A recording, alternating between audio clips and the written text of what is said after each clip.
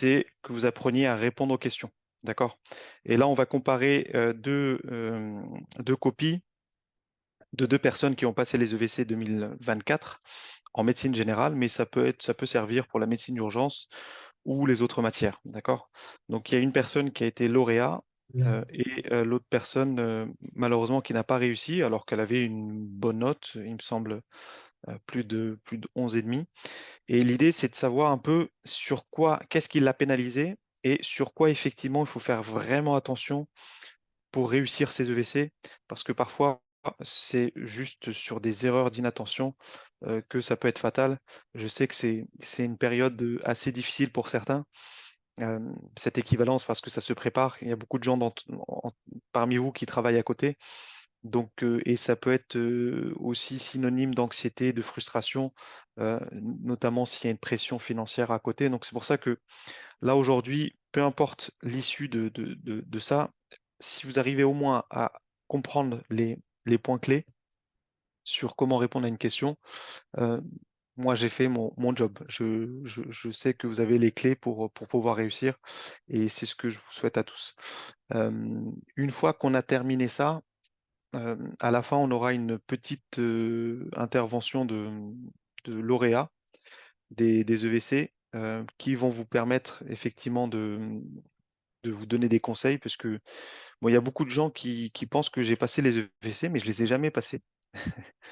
J'ai fait mes études en France, mais mon épouse les a passés et effectivement, à l'issue de ça, j'ai eu l'idée de faire les annales. Euh, et par la suite, en corrigeant les annales, j'ai pu comprendre un peu pourquoi, quel est le type de réponse et pourquoi certaines personnes n'ont pas réussi ou d'autres ont réussi et qu'est-ce que recherchait le correcteur.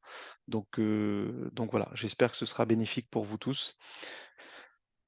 Et n'hésitez pas, si vous avez des questions sur le chat, comme ça au moins, ça vous permettra de ne pas oublier et qu'on puisse répondre au maximum de questions.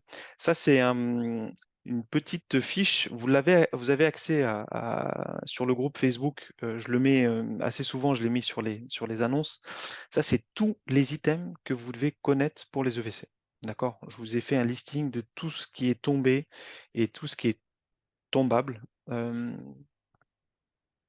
aux EVC. Et quand il y a vous ne pouvez pas arriver aux EVC sans l'avoir appris. D'accord? Pourquoi? Parce que c'est redondant. Il y a beaucoup de choses qui tombent très souvent et sur lesquelles, effectivement, si on n'est pas à l'aise, ça peut être fatal le jour de l'examen parce que tout le monde aura révisé ces items.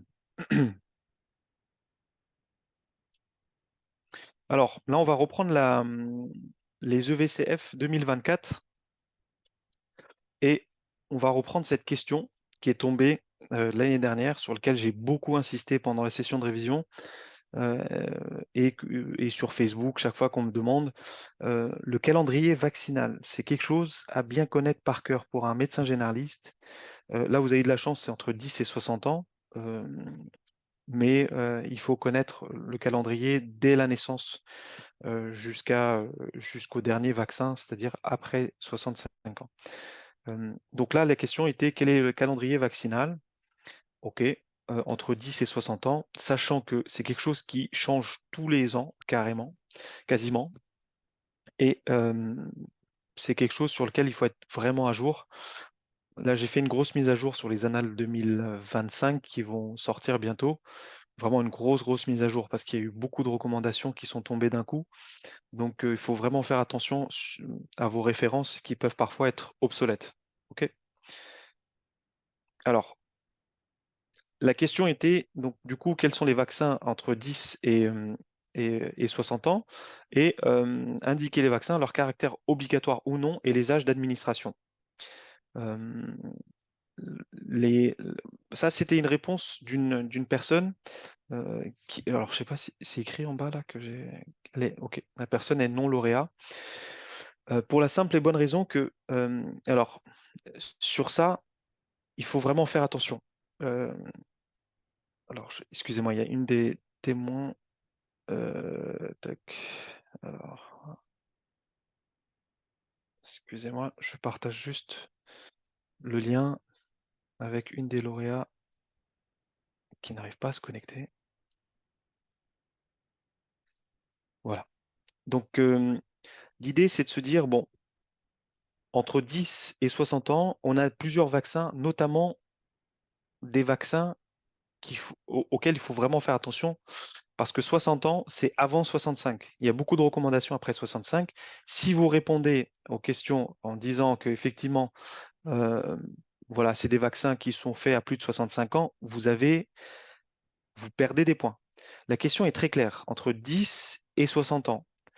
Euh, si vous mettez une réponse avant 10 ans ou après 60 ans, donc notamment 65 ans, où il y a beaucoup de choses qu'on peut faire, comme notamment le vaccin contre la grippe ou, ou le Covid, d'accord?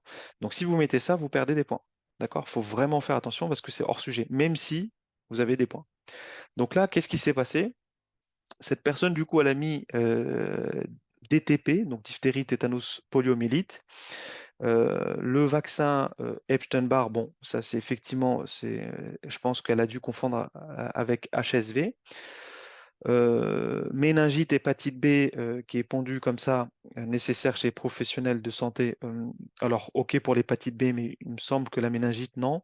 Et le vaccin antigrippal, ça aussi, il faut vraiment faire attention. C'est pas après 50 ans, c'est après 65 ans. Donc DTP, non, c'est pas entre 10 et 60 ans. En tout cas, c'est pas tous les 10 ans, pardon. Il y a un rappel qui se fait à peu près aux alentours de 11 à 13 ans, à 25, à 45, à 65. Puis tous les 10 ans. Il faut vraiment faire attention à ça. Même si aux urgences, on a l'habitude de savoir, de demander est-ce que vous avez été vacciné contre le DTP, contre le tétanos du coup, est-ce que ça date de moins ou de plus de 10 ans? Oui, ça, on a le réflexe de le faire, mais si la personne a bien respecté son calendrier vaccinal, il n'y a aucun souci là-dessus. Donc ça, c'est important à bien savoir. La, la réponse, bon, après, là, c'est facile parce que c'est une question, bon, bah, moi, je l'ai corrigée. Pour être honnête, je ne connais pas par cœur tous les vaccins à faire et qui sont obligatoires. Mais sachez que les obligations vaccinales, si on regarde le calendrier vaccinal sur Google, vous avez un tableau et sur ce tableau, il y a effectivement une partie qui reprend les vaccins du jeune enfant et sur lequel il y a un encadré où c'est écrit obligatoire. D'accord? Donc ça, c'est vraiment essentiel et indispensable à connaître.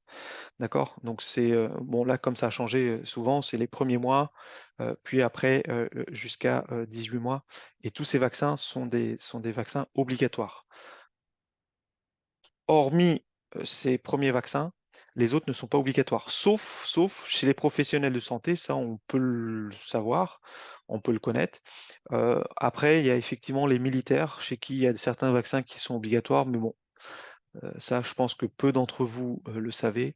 Et si vous ne le saviez pas, je ne pense pas que ça aurait posé problème. Mais par contre, pour les professionnels de santé et les étudiants, ça, je pense que c'est indispensable à bien connaître euh, parce qu'on on est baigné dedans. OK? 25 ans, n'oubliez pas la coqueluche pour la simple et bonne raison que effectivement on n'a pas assez de rappels et si on est amené à avoir des enfants de bas âge, c'est un âge où effectivement on enfante. euh, pour, Ça peut être fatal une coqueluche hein, chez un nouveau-né, donc c'est pour ça qu'il y a la coqueluche et non pas 45 ans, sauf si la personne n'est pas vaccinée contre la coqueluche qu'elle est en contact avec un nouveau-né. Voici la réponse d'une lauréate. Donc, c'est une copie d'une personne qui a réussi les EVC. Bon, moi, je suis très fan de sa copie, même si, bien sûr, il y a des petites choses qui manquent, mais c'est assez clair, c'est assez espacé. N'hésitez pas à consommer des feuilles, il n'y a pas de problème. Plutôt que de condenser tout. Et comme ça, vous pouvez même revenir avant. Donc, mais sur ça, ouais, pas de souci, Mary, merci d'être venu. Euh, donc, sur lesquels il faut insister, mais je ne vais pas rentrer là-dessus sur sa copie par rapport à cette question, parce que c'est vraiment une question un peu Alors, nous, on connaît par cœur le calendrier vaccinal chez le jeune enfant, entre 10 et 60 ans. Des fois, on s'en souvient pas. Mais sachez que le HPV est recommandé pour les filles et les garçons. Et ça, c'est récent pour les garçons. D'accord? Donc, et, euh, et que c'est recommandé pour les deux sexes avec deux doses s'ils ont moins de 14 ans. Sinon, il faut faire trois doses. Question 2, c'était indiquer les examens complémentaires de suivi recommandés chez un patient diabétique de type 2 de 65 ans dans l'année suivant le diagnostic. Donc là, on a la, la copie de la personne non lauréat qui nous dit, bon, tous les 3 ans, on fait une hémoglobine glyquée, tous les 3 mois, pardon, on fait une hémoglobine glyquée, ça, je pense qu'on est au courant. Euh, une glycémie veineuse à jeun ne fait pas partie effectivement du bilan trimestriel, donc c'est uniquement l'hémoglobine glyquée. Il faut vraiment que ça se soit clair dans votre tête. Le diabète et le suivi, c'est une question très tombable. Je ne sais plus si je l'avais mis sur les premières diapos, mais c'est vraiment indispensable à connaître le diabète. Attendez, hop, est-ce que je l'ai mis? Oui, diabète, surtout le suivi. D'accord? Donc ça, vraiment, à chaque fois, je l'enseignais au tout début et c'est tombé. D'accord? Donc il faut vraiment faire attention à ça, parce que c'est très facile à poser et c'est des recommandations pures et dures. Donc tous les ans, est-ce qu'on fait un ECG? Oui, bien sûr. Radiographie de thorax, bon, il y a peu d'intérêt. Un bilan lipidique, oui. Un fond d'œil, bucco-dentaire, BU, ECBU. Rappelez-vous que chez un diabétique, quand vous êtes en médecine générale, et comme ce que disait mon maître de stage quand j'étais interne, il me disait, diabétique, tu as deux choses à chercher. Tu as le bilan cardiaque tous les ans et le bilan ophtalmo. Tu leur poses ces deux questions quasiment juste après qu'ils aient dit bonjour. C'est quand la dernière fois que vous avez vu votre cardiologue? C'est quand la dernière fois que vous avez vu votre ophtalmo? D'accord? Et après, le reste, bon, c'est effectivement assez intuitif. Donc, l'hémoglobine glyquée tous les 3 mois et bien sûr le bilan un peu plus complet que le bilan standard à faire une fois par an.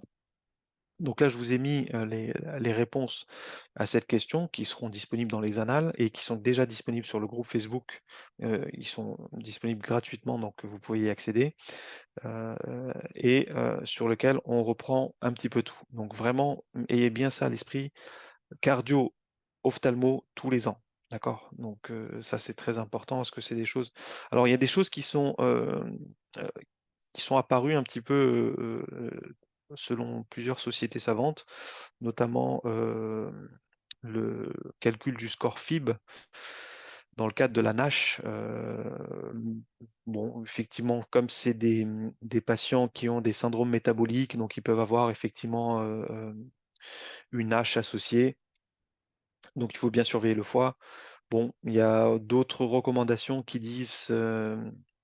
Alors, le groupe, c'est. Attends, hop, avant que j'oublie, anal, PAE, EVC, anal corrigé, PAE, EVC. Ok, tu verras, il y a la fiche du livre qui s'affiche euh, sur la page de couverture du groupe. Donc, les Dopplers artériels des troncs supra-aortiques, il y en a certains qui le recommandent, mais c'est non consensuel. C'est pas la chaise qui préconise de le faire. Donc, euh, et ça, c'est important de bien connaître. Le Doppler artériel des membres inférieurs aussi, c'est pas forcément euh, consensuel, mais recommandé si, d'autant plus si on a des facteurs de risque.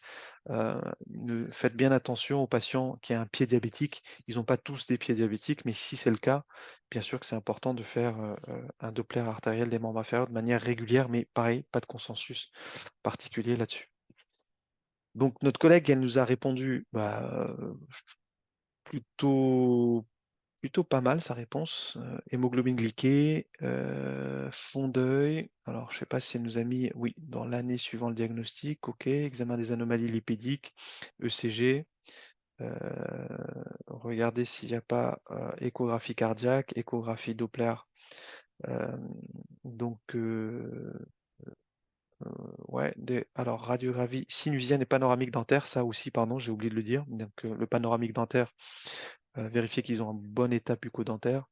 Donc, oui, ça a l'air à peu près correct. Et si effectivement dans vos références, euh, alors l'IPS, oui, effectivement. Alors c'est ça, tu le fais si tu as une suspicion clinique. Bah, elle le dit bien là. Attention, n'écrivez pas sur l'écran. Je sais pas comment on enlève cette option. Effacer, attends. Effacer tous les dessins. Donc l'IPS, vous savez tout ce que c'est ou pas? C'est l'indice de pression systolique. On fait le rapport entre la pression au niveau du membre inférieur sur un membre supérieur. Il y a un rapport qui nous permet de savoir si on a une suspicion clinique d'artériopathie oblitérante des membres inférieurs. Et voilà. Et ça nous guide bien sur effectivement la surveillance d'un patient avec un pied diabétique. Premier facteur de risque de maladie cardiovasculaire, c'est le diabète. C'est le plus gros facteur de risque cardiovasculaire. Pire que le tabac, pire que l'hypertension artérielle. D'accord? Donc c'est vraiment quelque chose qui détruit les artères, hein, le diabète. Donc il faut vraiment faire attention à ça. Et là, le justifie bien. D'accord? Si suspicion, devant suspicion clinique. Donc si vous avez des éléments de réponse, ou bien que vous avez mis la base et que effectivement vous n'avez pas eu le temps de mettre toutes les idées que vous aviez en tête, mais vous laissez un espace.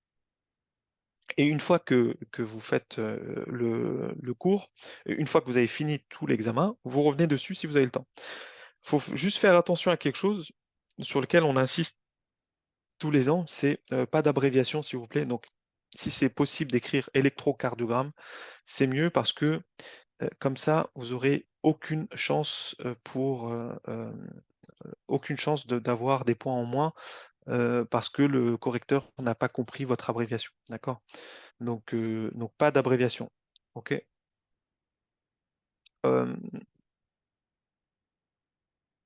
alors, le, le panoramique dentaire, tu le fais pour vérifier l'état infectieux parce que le diabète est pourvoyeur de sepsis.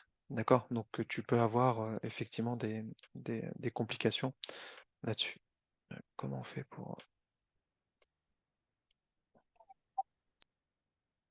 Alors, je sais pas comment on fait pour...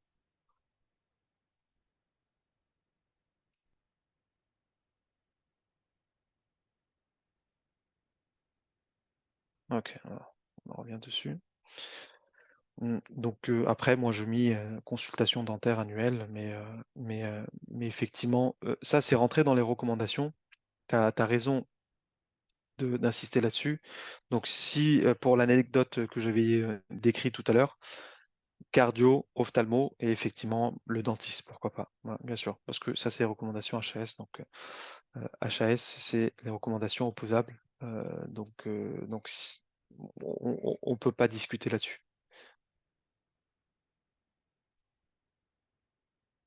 Alors, pour rechercher quelles complications? Donc, oui, pour le dépistage des complications, exactement. Euh, Question 3. Vous recevez une patiente de 57 ans qui a la NFS suivante. Et là, on vous demande quels mécanismes principaux évoquez-vous devant ces anomalies. Donc, ce qui est important à retenir, c'est que les bilans biologiques, ça tombe tout le temps, tout le temps, tout le temps, tout le temps, tout le temps. Il faut que vous me connaissiez même les normes des polynucléaires éosinophiles ou basophiles, les lymphocytes. Alors ça, c'est par cœur. Pourquoi? Parce que tout ça, c'est des points. C'est facile à poser.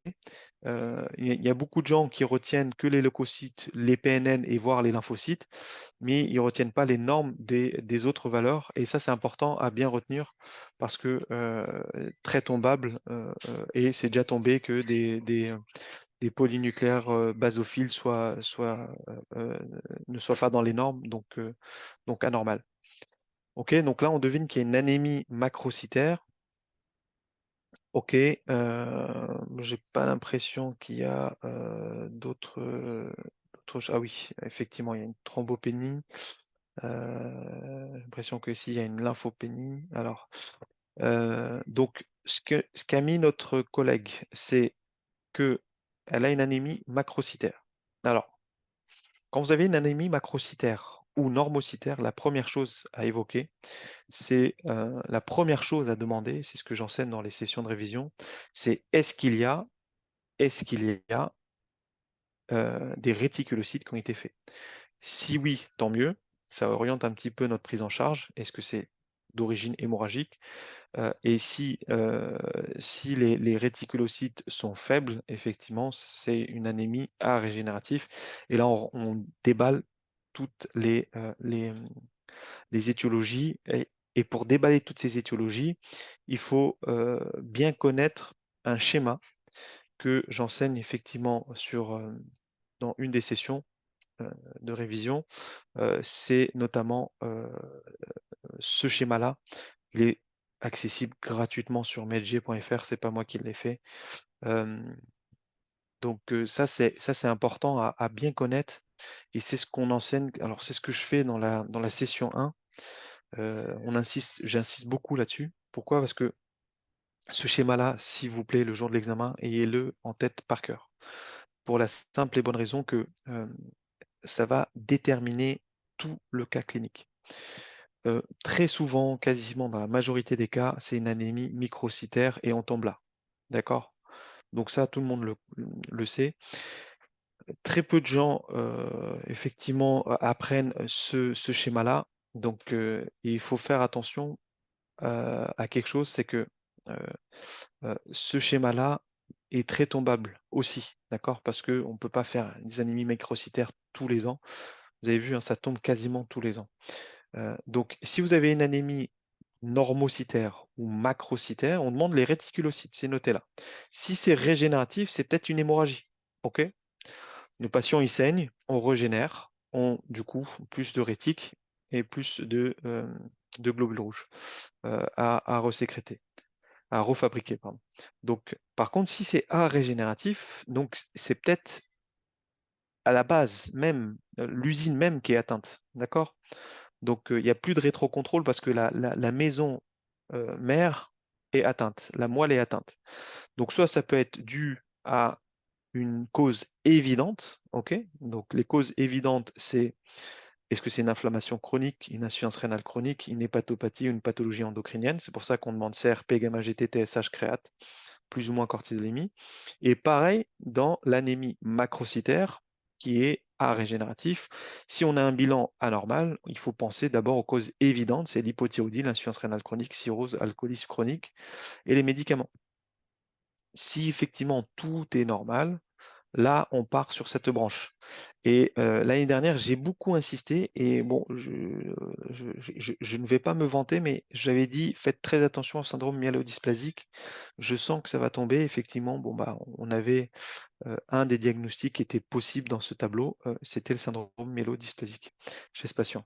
Donc, il faut vraiment faire attention à des fois, ce qui tombe tout le temps, il peut y avoir des variantes. L'année dernière, l'année d'avant, pardon, en 2023, c'était les thrombopénies. Ça, c'est le même chapitre, anomalie de l'hémogramme, d'accord? Donc ça, c'est important. Piège à folate, explication, j'ai pas compris. Donc B9, B12, euh, ça, effectivement, normalement, on le demande que si euh, on a éliminé les causes évidentes, d'accord? Mais comme je l'enseigne sur la session, si vous avez une question anémie macrocytaire à régénératif, moi personnellement, j'aurais aimé qu'on mette, par exemple, bilan hépatique créate TSH, si normal, à la ligne, et si on n'a pas une question autre qui suit, là effectivement, dosage B9, B12. OK? Donc ça me gênerait que vous mettiez pas ça comme réponse à la question. Sauf si il y a une autre question après qui dit quel est l'examen complémentaire que vous faites. D'accord? Donc là, c'est le collège d'hématologie. Donc les collèges, en général, ils sont tous facilement accessibles en ligne gratuitement. D'accord? Ne vous ruinez pas à acheter tout. Euh, euh, vous avez la plupart collège de pneumo, le collège de néphro, le collège de pédiatrie, le collège, il y a quasiment le collège d'infectiologie. Ça, c'est quasiment 2 tiers des items qui tombent. Après, bien sûr, le collège des mathos, je pense pas qu'il soit accessible. Bon, ça, il faut l'acheter parce que parfois, ça peut être euh, voilà, c'est important parce que ça tombe souvent. Les anémies macrocytaires, qu'est-ce qui nous dit le collège? Que les anémies macrocytaires évoquent en premier lieu un éthylisme, un déficit en B12, en B9, un syndrome myélodysplasique, surtout chez le sujet âgé. Vraiment, ça c'est important à bien retenir, le SMD, la prise de certains médicaments, une insuffisance médulaire comme les maladies rares, les anémies de Fanconi, etc. Ok. Il y a d'autres étiologies qu'il faut rechercher, notamment si les réticulocytes sont élevés. Bien sûr, c'est l'hypothyroïdie, les hépatopathies, notamment l'alcoolisme, autre que l'alcoolisme, mais également l'alcoolisme, les hémopathies malignes. Donc, vraiment bien avoir ça à l'esprit. Euh, S'il y a un chapitre qu'il faut bien maîtriser par cœur, c'est vraiment celui-là. C'est les anémies et les anomalies de l'hémogramme. Vraiment, c'est chiant, mais il faut le connaître parce que ça tombe tout le temps. Je pense que c'est le chapitre qui tombe le plus souvent de loin par rapport aux autres. D'accord? Donc bon, là, effectivement, on avait une thrombopénie associée, donc on a une bicytopénie. OK? Et qui dit bicytopénie dit, bon, bah, on essaie de trouver les mécanismes qui évoquent ces anomalies, qui peut évoquer ces deux anomalies. Et ces anomalies-là, la carence en B9 et en B12, peut aussi effectivement entraîner une thrombopénie, ça s'il faut bien savoir. Le syndrome myélodysplasique, pourquoi? Parce qu'on a un envahissement de la moelle qui fait que bah, on atteint les autres lignées. Et le syndrome myélodysplasique peut aussi entraîner une leucopénie avec une neutropénie. Donc ça, il faut vraiment faire attention. L'intoxication alcoolique, les causes iatrogènes, l'insuffisance médulaire, la thrombopénie, comme c'est quelque chose qui est tombé en 2023, vous ne pouvez pas faire l'impasse là-dessus parce que c'est très tombable. Donc là, notre collègue, elle nous a mis régénératif à régénératif. Et en termes de régénératif, on a l'hémorragie aiguë et l'hémolyse, ça c'est bien. Et la régénératif en macrocytaire, bah, carence en B9, B12, intoxication alcoolique, insuffisance rénale. Donc elle a vraiment bien répondu. Des fois, il faut mettre peu et bien plutôt que mettre tout ça et faux. Comme par exemple les dysthyroïdies, non, c'est plutôt l'hypothyroïdie, il faut faire attention. L'envahissement médulaire, c'est plutôt l'insuffisance médulaire, en tout cas pour les causes centrales, c'est ce qui est noté dans le collège, bien que ça peut expliquer aussi l'envahissement médulaire, mais ça entraîne une insuffisance des lignées. Euh, Là, elle m'a mis toutes les causes de thrombopénie. Donc ça, sur ça, malheureusement, elle a perdu beaucoup de temps. Donc, c'est pas ce qui est demandé. On a un patient qui a les deux en même temps. Donc, il peut pas avoir que ça ou que ça. Il a quelque chose qui est en commun avec les deux. Et effectivement, ces anomalies-là peuvent entraîner ces anomalies-là. Donc, faut vraiment faire attention à ça. Ok. Question 3, qu'est-ce qu'elle nous dit? Quel bilan biologique demandez-vous pour orienter le diagnostic et quel est l'examen nécessaire pour poser le diagnostic définitif? Donc là, on sent que si c'est diagnostic définitif, on est sur notre courbe là, ici, à droite. Donc on est quelque part ici. Donc on va voir. Le bilan biologique, alors, elle nous a mis...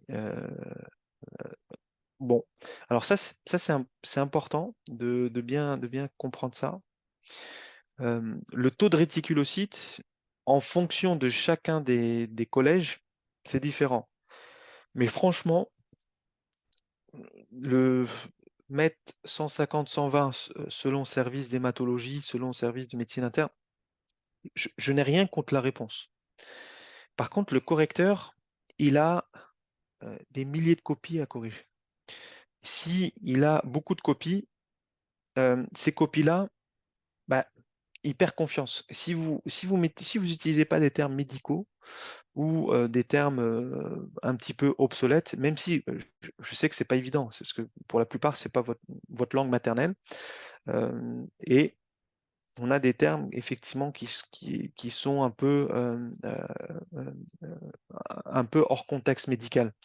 Donc, je dis ça en général par rapport aux copies que j'ai reçues. Donc, même si les réponses sont bonnes, le correcteur perd confiance. D'accord? Et mettez-le en confiance dès le début. Donc, Bon, pourquoi pas mettre ça, mais bon, je vois peu d'intérêt. Soit tu choisis 150, soit 120. Dans tous les cas, il y a beaucoup de, de collèges, ou de sociétés savantes qui disent soit l'un, soit l'autre. C'est pour ça que c'est une matière que je déteste, c'est l'hématologie, parce que d'une référence à une autre, ils disent pas la même chose. Mais bon, c'est le collège qui fait foi. Euh, donc, il faut vraiment faire attention à ça.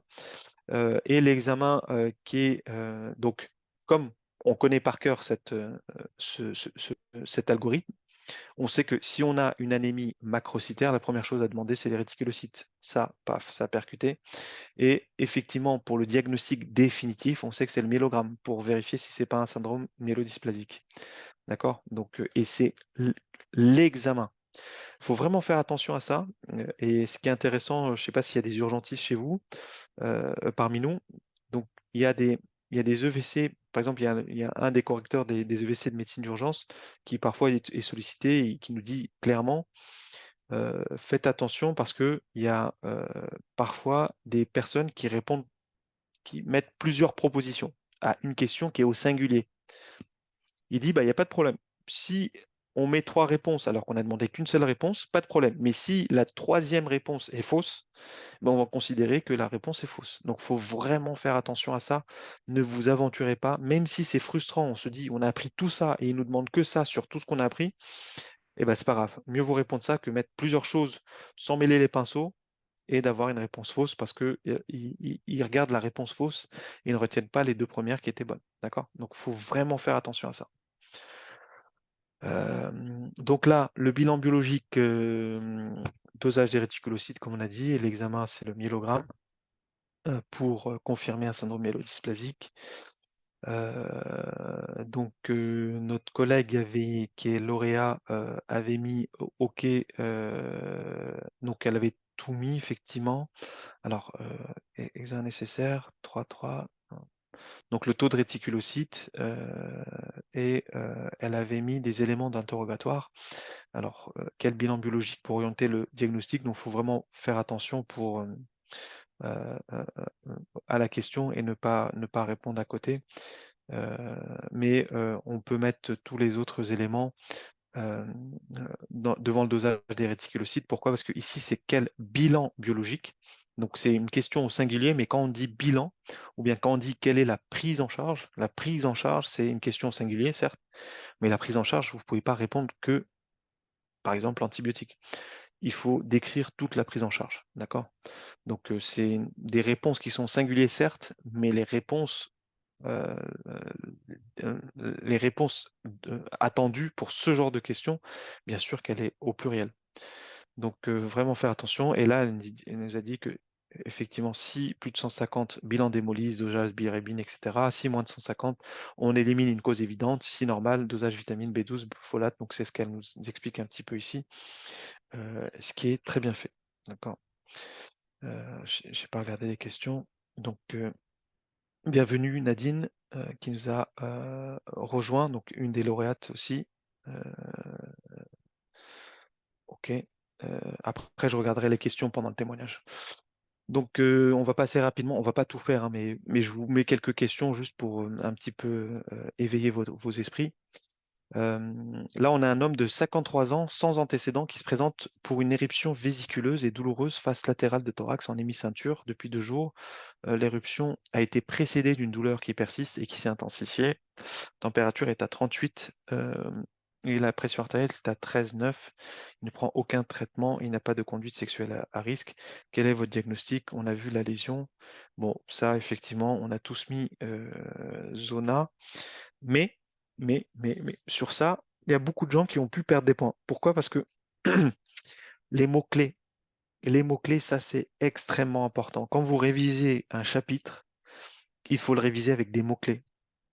D'accord. Essayez de trouver des moyens mnémotechniques. Prenez des petites fiches, collez-les dans la porte des toilettes, peu importe. Mais il faut réviser les mots-clés. D'accord.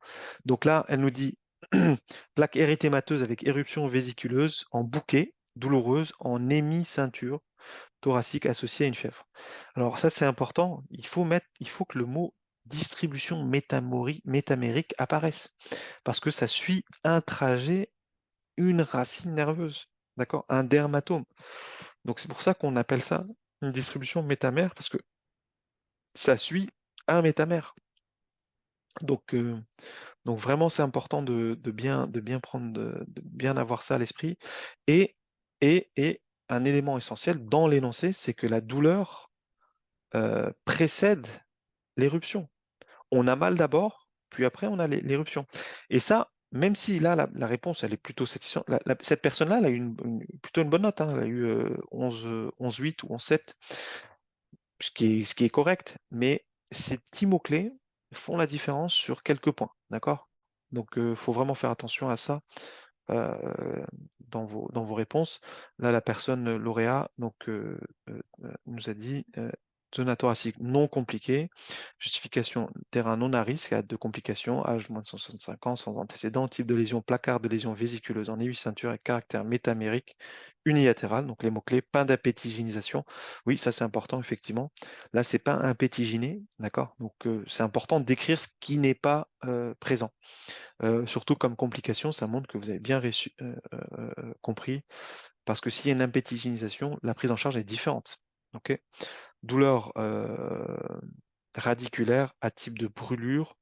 Alors, c'est plutôt une douleur neuropathique. Ok. Donc, et plus fièvre à 38. Ok. Quel traitement proposez-vous? Donc là, quel traitement au pluriel? Donc, vraiment faire attention. Donc, traitement ambulatoire, antalgique. Alors, dans dans les sessions de révision, j'insiste beaucoup sur des éléments et à chaque fois, je tape un peu sur les doigts les étudiants sur des éléments assez importants dans votre façon de répondre en général. En général, quand c'est une question qui est peu spécifique, quel traitement au pluriel, ou bien quelle est votre prise en charge, ou bien comment allez-vous la soigner, peu importe, essayez d'être un peu didactique dans vos réponses, notamment sur, un, la première chose, savoir si on traite de manière ambulatoire cette personne, ou est-ce qu'on l'hospitalise, et si on l'hospitalise, où ça? D'accord? Deux, la mise en condition. Imaginons qu'on l'hospitalise, on va la mettre en condition, c'est-à-dire est-ce qu'on va la scoper cette personne, est-ce qu'on va lui mettre de l'oxygène, est-ce qu'on va la perfuser, d'accord? Donc ça c'est important. Trois, les antalgiques et les antipyrétiques, d'accord? Donc ou la réhydratation, ça fait partie des traitements symptomatiques. Quatre, le traitement étiologique, par exemple ici c'est un antivirus. Si c'était une infection bactérienne pulmonaire, c'est l'antibiotique. Si c'était une ACFA ou une thrombose veineuse, c'est l'anticoagulant. Donc le traitement étiologique, ok. Et cinq, effectivement, les éléments de surveillance. Donc si c'est un patient qui est alité, par exemple euh, euh, matelas anti-escar, anticoagulant préventif, surveillance de la durée si c'est quelqu'un qui a une infection rénale ou un sepsis ou un choc. Ok, donc ça c'est vraiment important. Donc un, traitement ambulatoire ou hospitalisation? Si oui, où ça? C'est très important ça, ce que je vous dis. C'est vraiment la différence entre vous et un lauréat et celui effectivement qui ne pourra pas avoir tous les points. Deux, la mise en condition, donc scope, oxygène, perfusion, réhydratation. Trois, les traitements symptomatiques, donc effectivement le, l'antipyrétique, les antalgiques, la réhydratation. Quatre, le traitement étiologique, d'accord? Donc le traitement de base, parce qu'il y a beaucoup de gens qui répondent que avec le traitement étiologique et c'est dommage. Et cinq, effectivement, les mesures de surveillance, s'il vous plaît, d'accord? Donc, et on mettrait même 6 les mesures de prévention, mais bon, ça, c'est pas, ça peut être intéressant aussi. Et ça, peu importe, on révise tous nos chapitres, on est prêt. Vous répondez pas comme ça à une question, le jour de l'examen, ça peut être fatal, d'accord? Donc vraiment, ayez bien ça à l'esprit, parce que ça vous distinguera des autres. Donc il y a aucun doute là-dessus. Euh, on m'a demandé si c'est enregistré. Donc, vous pouvez enregistrer, mais de toute façon, je vais diffuser cette vidéo sur YouTube Donc, vous aurez accès et je publierai le lien sur Facebook, OK? Sur le groupe que j'ai mentionné précédemment. OK. Donc, quel traitement? Donc, moi, j'ai proposé ça. Effectivement. Alors, là, il y a un truc qui est intéressant, c'est que notre collègue a répondu prescription de morphine, sulfate de morphine, machin. Elle a mis le dosage sur ordonnance sécurisée avec numéro D. Bon, OK. Je pense que c'est trop de détails, il y a peu d'intérêt et la personne va perdre trop de temps sur d'autres questions. Et cette personne, elle a perdu du temps parce que les dernières questions, quand j'ai vu un peu comment elle a répondu, c'était un petit peu, alors je ne veux pas dire euh, que c'était bâclé, mais effectivement, c'était pauvre alors qu'il fallait vraiment développer. Donc ne développez pas ça. Prescription de morphine, mais on s'en fiche, c'est pas important. Là, si tu mets un antalgique, palier 1 et ou palier 2, en plus, on met pas de la morphine d'emblée, hein, même si ça fait très mal, mais si le palier 2 marche, y a pas besoin. Palier 3, si palier 2 non suffisant. OK? Donc tout simplement, il faut pas rentrer dans le détail de tout ce qui est la morphine, de tout ce qui est le paracétamol et que ça entraîne des complications du foie, etc. Non, il faut vraiment faire attention. Ne vous évadez pas trop de la question parce que le rapport bénéfice, on vous dit oui, détaillez tout. Oui, détaillez, mais il y a des limites dans ce que vous détaillez. Par contre, si vous me détaillez, si c'est un pétiginé qu'on peut prévoir une antibiothérapie, ça c'est important. Ça, on ne perd pas de vue notre objectif principal. D'accord? Donc l'application de la glace, les mesures d'hygiène, ça, je ne sais pas si les autres m'en ont parlé. Alors, est-ce que cette personne m'en a parlé? Donc oui, là, elle m'en parle beaucoup. Donc ok, le traitement d'hygiène, donc les mesures associées, ça c'est très important. Traitement local, bon bref. Alors chlorhexidine aqueuse, hein, donc c'est ce qui est recommandé pour les traitements locaux. Et effectivement, alors les sessions de révision, c'est que médecine générale,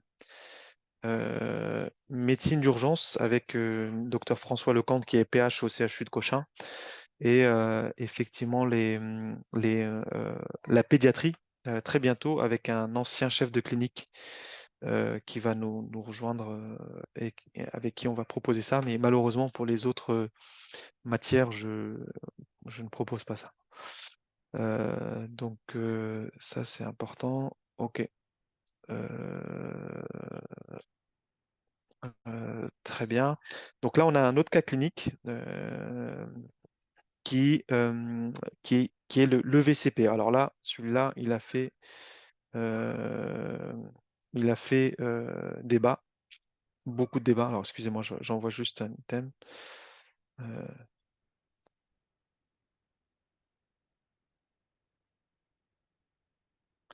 alors excusez-moi. Tac. Euh,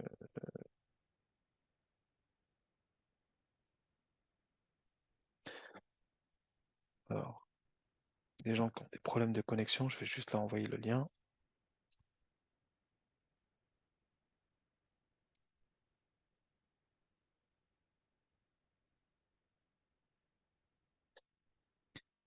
OK.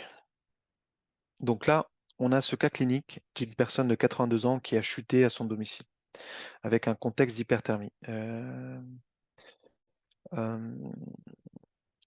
il ne présente aucun antécédent personnel notable, excepté une hypercholestérolémie sous pravastatine. Il n'a pas reçu d'autres traitements ces 6 derniers mois. Bon, il pèse 65 kg et mesure 1,65 m.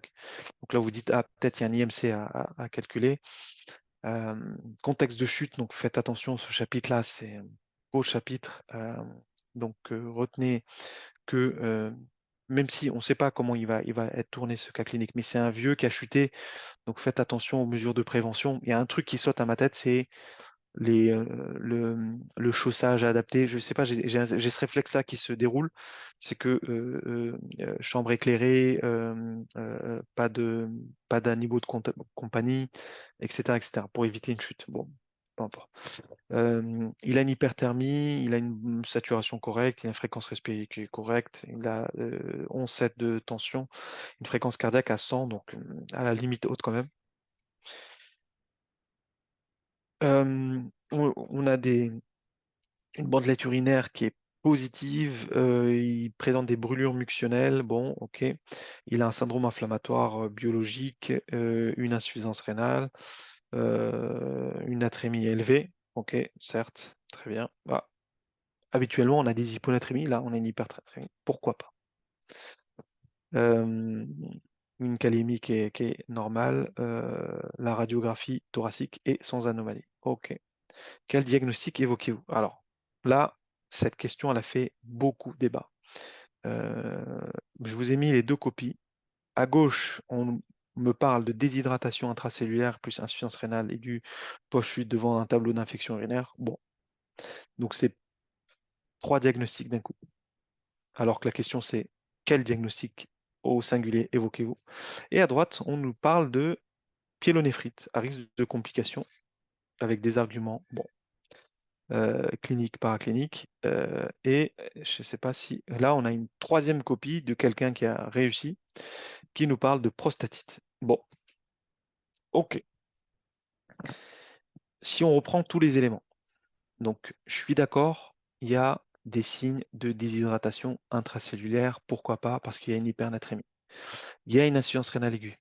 Mais il faut vraiment faire attention sur le diagnostic principal à évoquer. C'est pas parce qu'on a mis trois diagnostics qu'on va se dire, bon, bah, il va choisir et voilà. Il faut orienter votre tableau. Ok, c'est un concours et ça fait je sais pas combien de mois ou d'années que je prépare ça. Je peux pas arriver et ne pas évoquer l'insuffisance rénale. Pas de problème, pas de problème. Chaque chose en son temps. Par contre, ce qu'il faut évoquer, c'est déjà, il y a un tableau d'infection urinaire qui est flagrant, qui est flagrant. Brûlure mictionnelle, le patient il a de la fièvre, il a une BU positif, un syndrome inflammatoire. Qu'est-ce que vous voulez de plus? D'accord? Il a chuté, il peut faire une insuffisance rénale sur sa chute, en tout cas post-chute, ou bien parce qu'il a beaucoup uriné, ce qui fait qu'il ne s'hydrate pas assez. Donc oui, bien sûr, ok, il peut faire une hypernatrémie sur un traitement qu'il a pris ou effectivement une déshydratation intracellulaire qui était précédée d'une déshydratation extracellulaire. Donc oui, ça peut se faire. Bon, là, il a une tension qui est correcte, mais il est un petit peu tachycarde. Donc la tachycardie peut être une des signes de déshydratation extracellulaire, ok, qui précède l'hypotension. Donc il faut vraiment faire attention à ça, ne pas mettre, allez, je balance 3 4 pathologies et je me dis, bon, bah, il va piocher dans ça le correcteur. Non, surtout pas. Je pense que ça va surtout le blaser et se dire, bon, ouais, non, ouais, bon, allez, question suivante. Donc, c'est pour ça où il faut vraiment mettre en confiance. Là, le diagnostic principal qui ressort, c'est une infection urinaire. Alors, est-ce que c'est une pyélonéphrite? Est-ce que c'est une infection urinaire masculine ou prostatite? D'accord? Il y a un débat aussi là-dessus. Donc là, on va voir. Ok? Mais là, le diagnostic à évoquer, c'est un tableau d'infection urinaire. Ok? Bon, là, on nous dit les arguments cliniques, c'est une brûlure mictionnelle, dysurie, polyacurie, ok, avec un fièvre, un score Q-SOFA. Donc ça, c'est, oui, ça c'est quelqu'un qui avait assisté à mes formations. Donc le score Q-SOFA, qui est un score pronostic, ok, du sepsis. Donc ça, c'est important. On a beaucoup insisté là-dessus. Donc c'est bien de l'énoncer parce que ça fait partie des critères de sepsis. En tout cas, le sepsis, il est diagnostiqué grâce au SOFA et le Quick SOFA permet de savoir si c'est un tableau pronostic qui est assez avéré ou pas. Donc ça, c'est important. Les facteurs de risque de complications dans le cas de l'infection urinaire, on sait que ça, il faut en parler, notamment le fait qu'il soit un sujet âgé, et les arguments paracliniques. Là, ce qui est bien, c'est que la personne, là, elle a séparé argument clinique, argument paraclinique, et ça, c'est vraiment très beau. OK? Essayez de classifier un petit peu toutes vos idées. Ça sert à ça, le brouillon, d'accord? Alors, ça c'est très important. Ce que je veux dire, ne faites pas vos EVC sur les brouillons. D'accord? Vous les faites directement sur votre copie. Vous n'aurez jamais le temps de recopier tout ça sur votre feuille. Par contre, sur votre brouillon, vous pouvez classer un peu vos idées. Ok, donc là, comment je vais répondre à cette question. Est-ce que je réponds comme ça en fragmentant par argument clinique, paraclinique, ou est-ce que je fais par différents diagnostics? Mais bon, là, je mets plein de diagnostics différents, donc je ne réponds pas à la question parce qu'elle est au singulier. Donc là, ça vous permet de savoir un peu comment vous allez répondre à la question. OK? Donc ça, c'est important. c'est une infection urinaire, elle est compliquée d'une insuffisance rénale et c'est surtout une infection urinaire avant tout. Donc là, j'ai remis effectivement les arguments qui ont été énoncés et notre autre collègue qui a mis les signes fonctionnels urinaires, pas de brûlure, brûlure mictionnelle, dysurie, polyacurie, absence de douleur, l'ébranlement lombaire, qui oriente plutôt, qui oriente vers une pyélonéphrite. Donc, on ne parle pas de pyélonéphrite, du coup, on parle d'une prostatite. Ça, c'est beau, ça, c'est clair, c'est net, c'est précis. Pourquoi on ne parle pas de pyélonéphrite? Parce qu'il n'y a pas de douleur, l'ébranlement lombaire, c'est pour ça qu'on parle de prostatite. Et on ne parle plus de prostatite, c'est très important. Maintenant, on parle d'infection urinaire masculine. Ok? C'est le PILY, P-I-L-L-Y. C'est la référence sur laquelle il faut vraiment se fier. Et donc, il faut vraiment faire attention. Alors, je ne sais plus si le fait d'être un homme, c'est un facteur de risque de complications. Vous avez la réponse? Moi, je sais que c'est les sujets âgés, les uropathies, la femme enceinte. Euh, vous avez la réponse sur ça? Est-ce que le fait d'être un homme, c'est un facteur de risque de complications? Ok, ok, ok, autant pour moi. Très bien. Donc c'est un facteur de risque de complications. Donc là, il en a deux, sujet âgé et le sexe masculin. Ok? Bah, c'est bien, vous êtes au taquet. Donc, infection urinaire masculine, voilà une proposition de correction que j'avais faite qui sera publiée dans les annales. Donc, argument clinique en faveur d'une infection urinaire masculine, argument biologique en faveur d'une infection urinaire masculine, argument anamnestique en faveur d'une insuffisance rénale aiguë, argument biologique en faveur d'une insuffisance rénale aiguë.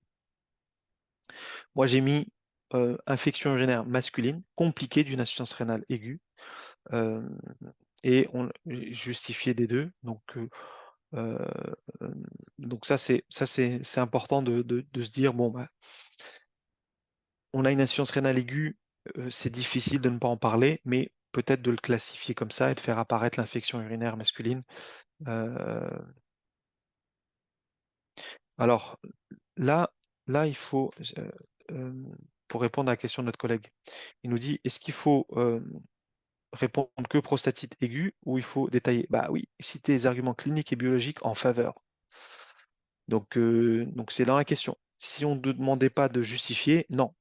Tu mets infection urinaire masculine compliquée d'une insuffisance rénale. C'est pour ça que dans les annales, et merci pour vos retours positifs, euh, il y a beaucoup de gens, et j'ai vu une question apparaître, ils me disent, oui, est-ce que euh, il faut, il y a des, bon, faut faire attention, mais elle vous en parlera après, notre lauréate qui va faire le témoignage.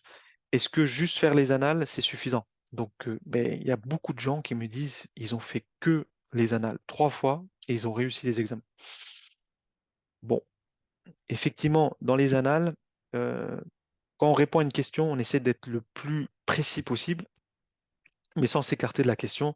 Donc là, on a une infection urinaire compliquée d'une insuffisance rénale. Je pense que l'insuffisance rénale, c'est important de le mettre. Et on a des arguments cliniques et biologiques en plus pour évoquer ça. Donc, donc oui, il faut l'évoquer et surtout l'argumenter. Donc attention, donc là j'ai mis effectivement les éléments. Tout signe fonctionnel urinaire chez l'homme est une infection urinaire masculine jusqu'à preuve du contraire. Avant on disait tout signe fonctionnel urinaire chez l'homme est une prostatite jusqu'à preuve du contraire. Pourquoi on dit prostatite?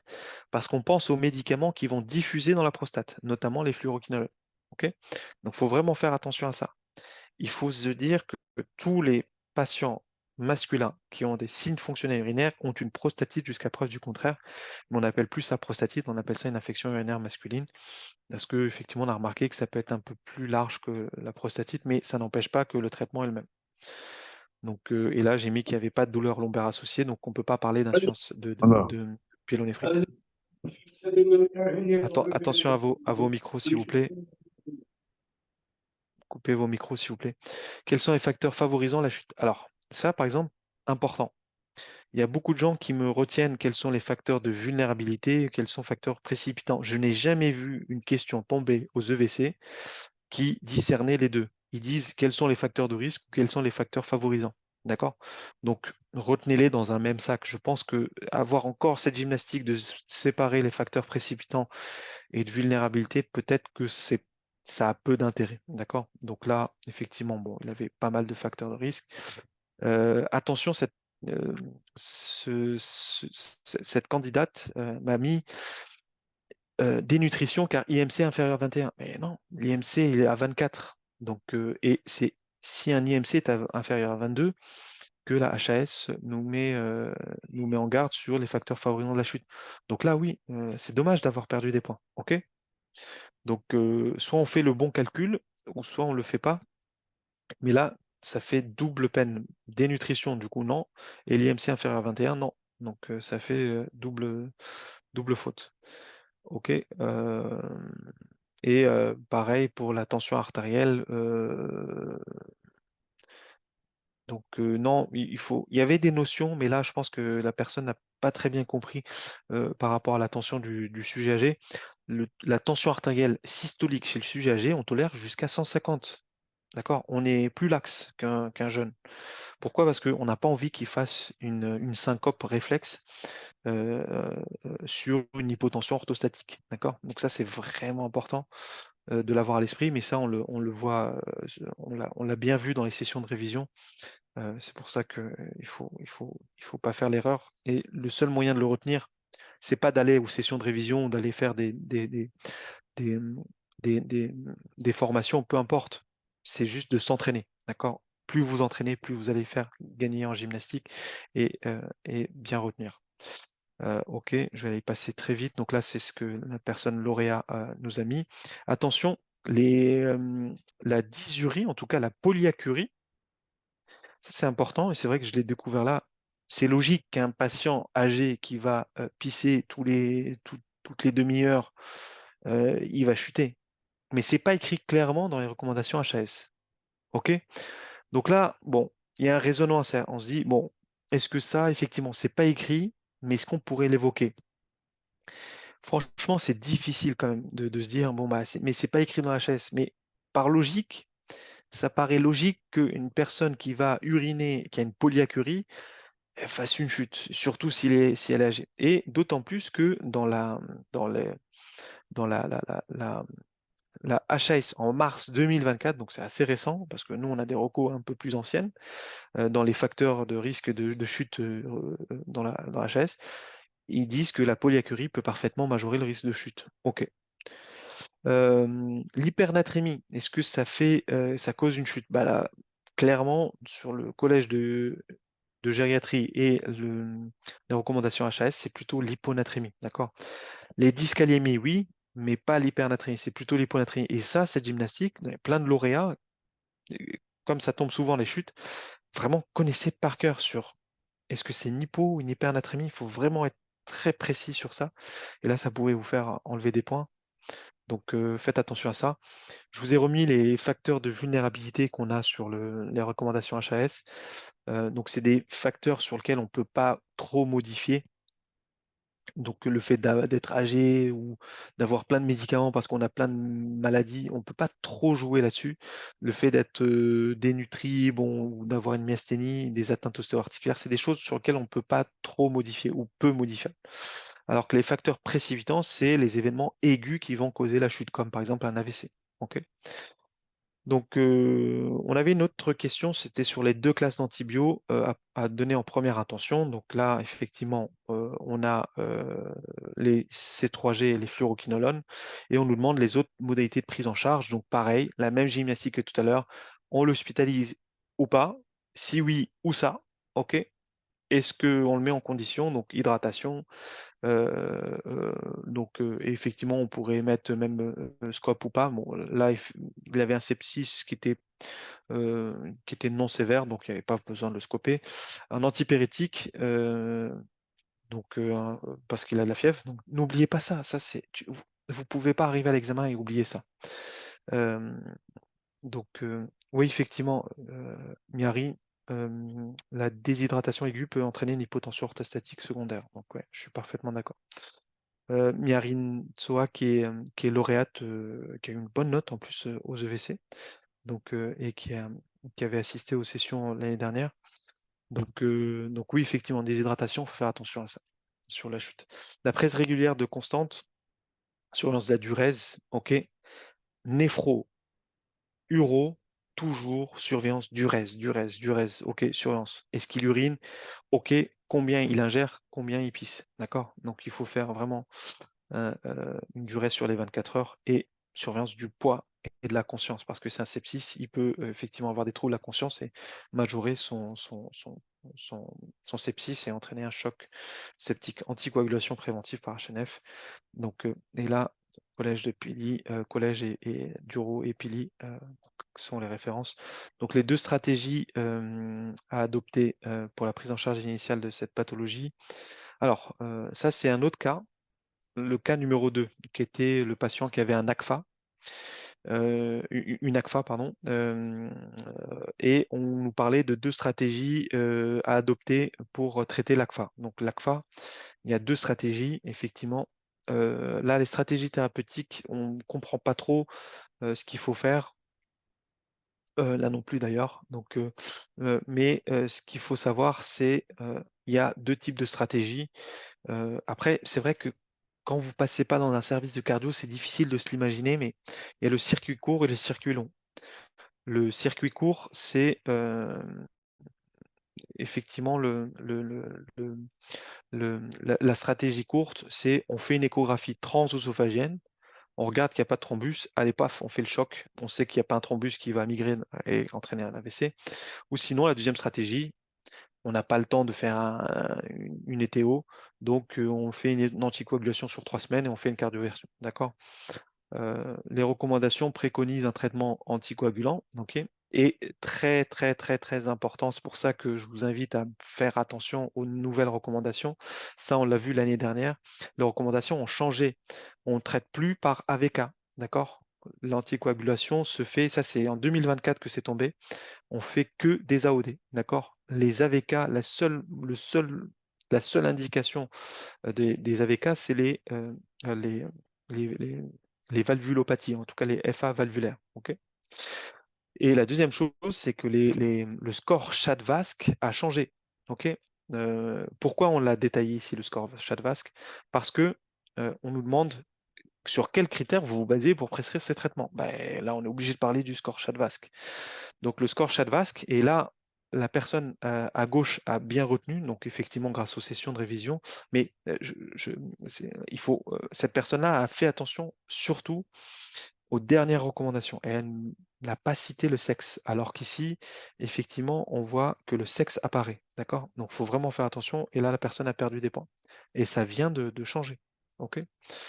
Si effectivement vous vous dites, mais ça vient de changer il y a quelques mois, est-ce que la personne sera au courant? Ok, pas de problème. Selon les recommandations ESC, donc les recommandations européennes de cardiologie, on ne parle plus de CHAD-VASC, mais on parle de CHAD-VA.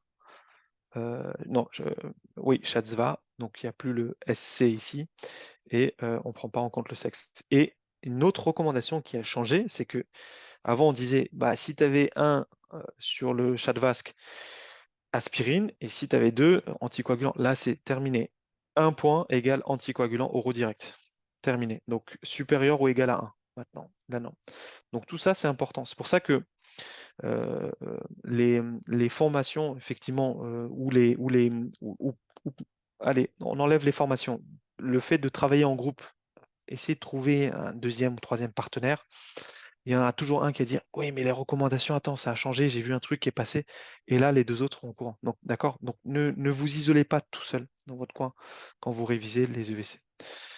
Ok, bon, ça c'est effectivement, j'ai fait des petits stats sur les EVC et sur les gens qui ont participé à mes sessions de révision, il y a eu à peu près 40% de gens qui ont réussi. Euh, mais ce qui est important, c'est de savoir que la réussite n'émane pas du fait que les personnes ont assisté à telle ou telle formation. Vous pouvez faire des formations hyper complètes. Il y a un travail derrière.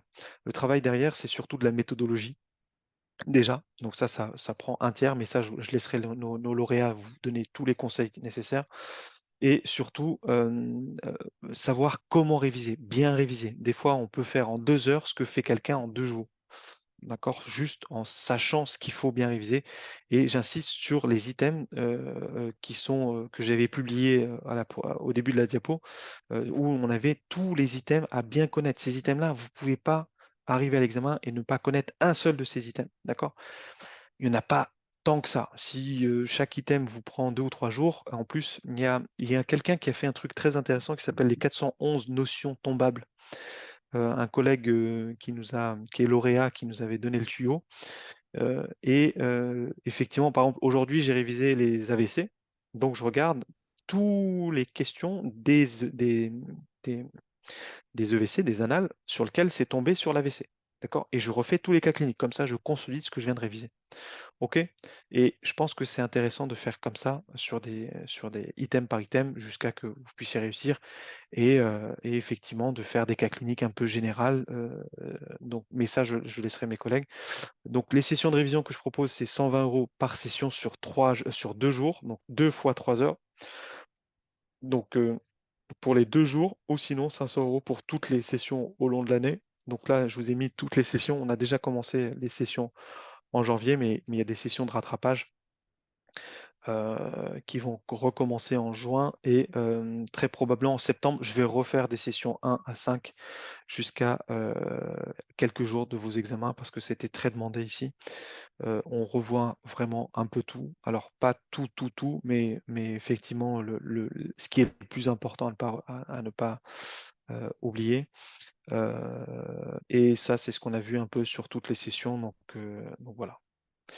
Il y a la médecine d'urgence, comme je vous avais dit, donc avec le docteur François Lecomte. Pour les médecins urgentistes, franchement, je vous le conseille vivement parce on fait pas mal de cas cliniques. François, il a pas mal de moyens mémotechniques. Je m'en suis inspiré pour les annales. On les a fait ensemble de toute façon. Et je m'en suis inspiré aussi pour les annales de médecine générale. Donc vraiment, c'est quelqu'un qui aime transmettre. Ça, c'est le programme de la session 1 qui a lieu en 11 et 12 mars à 20 heures en visio. Donc J1, c'est sur ça. C'est moi qui fais cette partie-là et François Lecomte sur cette partie-là.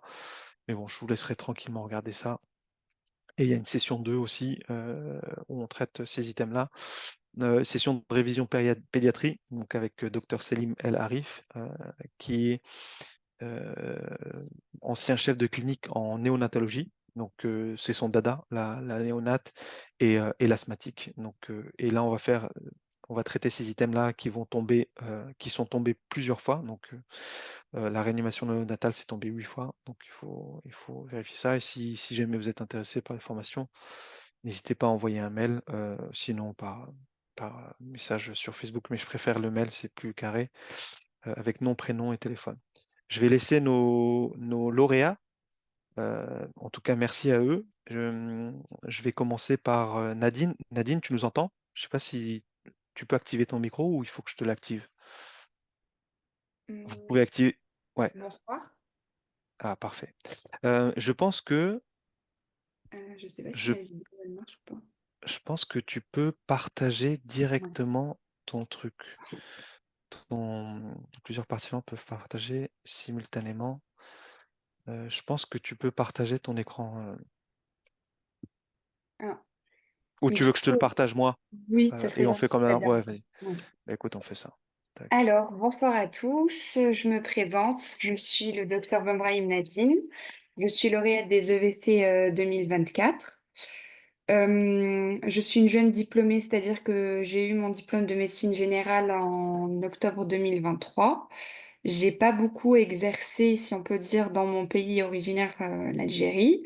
Et du coup, je suis montée en France voilà, en 2023 pour me préparer pour les EVC de l'année qui a suivi. Donc, je me suis préparée en quelque sorte durant les six derniers mois, si on peut dire, avant le concours, avant la date officielle du concours. Ouais, ça c'est moi. Tu peux juste passer la deuxième, si c'est possible, la deuxième diapo. Super. Ok. Du coup, vu que, comme je vous ai dit, je viens pas initialement de France, mais comme tous les candidats, je me suis intéressée pour commencer par la recherche des sources. Et comme j'ai vu une question qui était dans le chat par rapport à comment on sait si les recommandations, on a les dernières recommandations, ou est-ce que nos sources, elles sont un peu anciennes.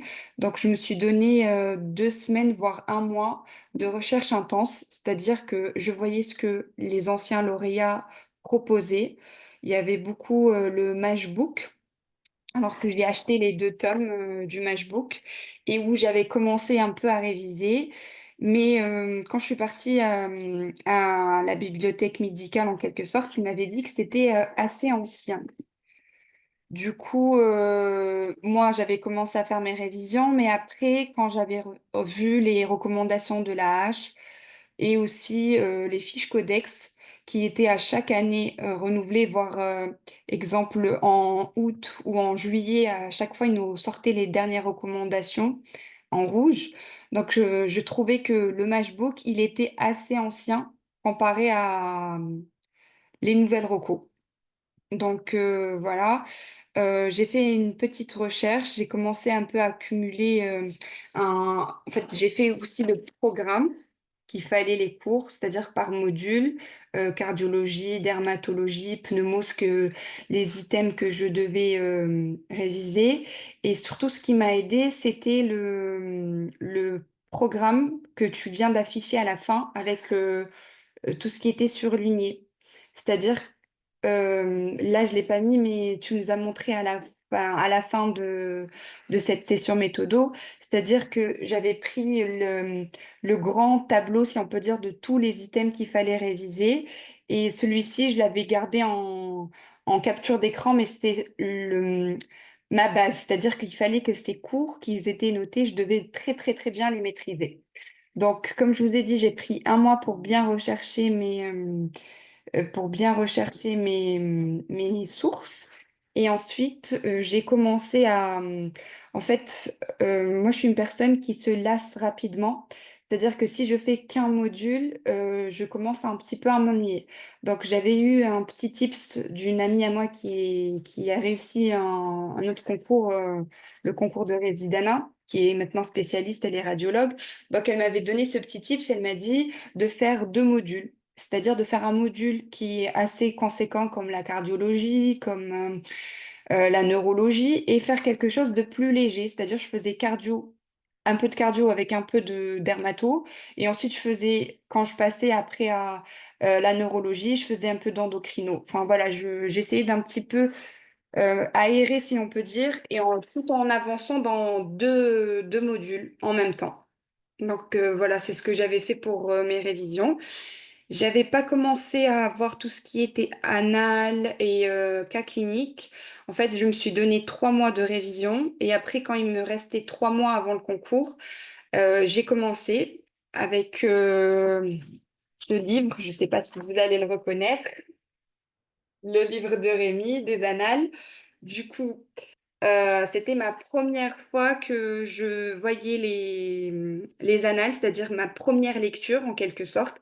Et en fait, c'était pas, j'essayais pas de répondre correctement. C'était juste me familiariser, essayer de comprendre qu'est-ce que c'était cette EVC, l'épreuve fondamentale, l'épreuve pratique. J'essayais aussi un peu de me familiariser avec ce qu'ils allaient nous demander comme question. Donc, c'était une première lecture. Et aussi, je voyais aussi la correction pour à peu près savoir comment Rémi répondait aux questions pour commencer à avoir un petit schéma de comment j'allais dans le futur répondre. Donc ça, c'est ce que j'avais fait. Et aussi, j'ai commencé à faire des cas cliniques. Pour les cas cliniques, il y a des livres qui sont assez... qui passent... Donc, pardon, voilà, j'étais en train de voir début de l'entraînement. Voilà, on est là. Donc, pour les cas cliniques, il y a deux livres, je pense, ou voire trois. Les 51 dossiers transversaux. Il y a le tome 1 et le tome 2. Et il y a aussi dossiers étrangers, médecine générale. Ça, c'était les cas cliniques, en fait, que j'aimais, enfin, que j'aimais faire et aussi que je trouve qui m'ont aidé à développer une certaine méthodo, comment répondre. Donc, c'est-à-dire que je faisais, exemple, une journée type. Si je devais programmer, je faisais 5 cas cliniques, exemple, le week-end, ou je veux dire le dimanche, ou en journée, parce qu'à la fin, on commence à avoir un peu plus de le temps, parce qu'on a révisé, ça veut dire qu'on a fait notre première couche, notre deuxième couche, donc on a plus de temps pour faire des cas cliniques. Donc, je me donnais 5 cas cliniques, exemple, par jour, et du coup, je prenais bien mon temps pour faire ce cas clinique, voir la correction, voir éventuellement où j'avais fait des fautes. Des fois, même la correction, ça m'a rajouté de nouvelles connaissances que je ne savais même pas. Peut-être que même dans mes sources, je n'avais pas cette notion. Donc, que je notais dans une petite fiche.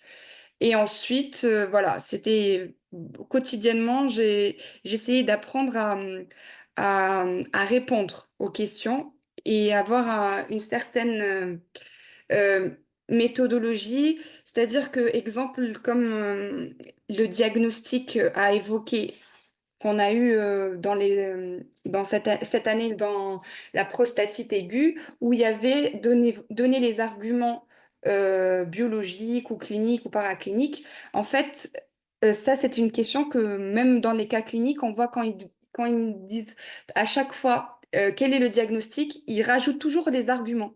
En fait, c'est à chaque fois qu'on fait les cas cliniques, on va voir que à chaque diagnostic, même si la question c'est juste quel est le diagnostic, à chaque fois, il disait le diagnostic et ensuite il rajoutait la justification. Donc ça, c'était un petit mécanisme que j'avais appris. Je me suis dit, à chaque fois qu'on demande le diagnostic, attention, à chaque fois qu'on demande le diagnostic, ici après, il n'y a pas des questions, c'est-à-dire qu'elles sont justifiées. Donc là, j'ajoutais. Mais sinon, s'il y avait après une autre question que j'allais utiliser mes arguments, là, c'était pas la peine. J'écrivais que le diagnostic et ensuite, j'allais répondre à la deuxième question. Donc en fait, je pense que le fait de faire des cas cliniques, on s'entraîne à répondre intelligemment et on s'entraîne à répondre comme le correcteur il a envie qu'on réponde. Donc voilà, ça c'était les 3 derniers mois. Nadine, Donc, excuse-moi. pardon, Il y a beaucoup de gens qui demandent c'est quoi c'était les 51 dossiers transversaux, c'est ça? c'est Sur ça, lequel tu veux. Ok. pardon, Et s'il y avait un tome 1 et un tome 2, c'est ça? c'est ça. Donc du coup, ça D'accord, nous faisait 102 dossiers, enfin 102 cas cliniques au total. d'accord. Et ça, comment tu peux y accéder? En fait, moi, j'avais une amie qui me l'a envoyé dans un drive, mais on peut le trouver facilement sur Internet. On tape les D'accord, 51 dossiers transversaux, on peut les avoir en PDF gratuitement. d'accord. Ok. Merci beaucoup. Mhm. Désolée, je ne vois pas les questions, donc Ouais, ouais, c'est pour ça que je te dis. n'hésitez pas. Enfin, après, je vais y relire et y répondre. Du coup, il me reste la troisième partie, si on peut dire, de mon organisation, c'est le dernier mois. Donc pour moi, le dernier mois, c'était très important de refaire les annales. Là, c'était ma deuxième lecture et j'ai pas fait qu'une deuxième lecture, j'en ai fait plusieurs des annales. Et là, qu'est-ce que j'ai fait? Je prenais des feuilles blanches et je m'entraînais avec un chronomètre pour répondre, si on peut dire, dans les mêmes conditions qu'un concours. Donc j'avais mon chronomètre, j'avais le livre des annales et je faisais une annale. Je me chronométrais, j'essayais de répondre à toutes les questions et à répondre à tous les cas. Et ensuite, je voyais la correction. Et j'essayais de comparer mes réponses. J'essayais à chaque fois que je répondais, j'essayais de me rapprocher de la réponse que tu nous donnais dans ton livre. Donc j'essayais à chaque fois que même si c'était correct ce que j'écrivais, j'essayais de dire non, non, non, c'est pas noté comme c'est écrit dans l'annale. Donc non, c'est faux. J'étais vraiment sévère sur ce côté parce que je me suis dit que des fois dans notre tête, on se dit oui, je l'ai, j'ai compris, c'est ça. Mais quand on écrit avec le stress, on peut perdre nos moyens, on peut perdre aussi le point. Donc, ce que je faisais aussi qui était intéressant, je donnais même à une personne qui n'était pas enfin, dans le domaine médical, je lui donnais à corriger ma copie et à comparer avec la correction. Comme ça, je me suis dit que je me rapprochais, est-ce que je me rapprochais vraiment de la réponse type ou pas? Donc, les annales, je les ai fait minimum, je pense, 4 fois, parce que j'avais aussi eu le témoignage d'une lauréate qui, elle, vu qu'elle travaillait, elle n'avait pas trop de temps pour réviser. Du coup, elle m'avait dit qu'elle, elle avait fait 3 fois les annales. Elle est partie aussi faire le concours et qu'elle l'a eu.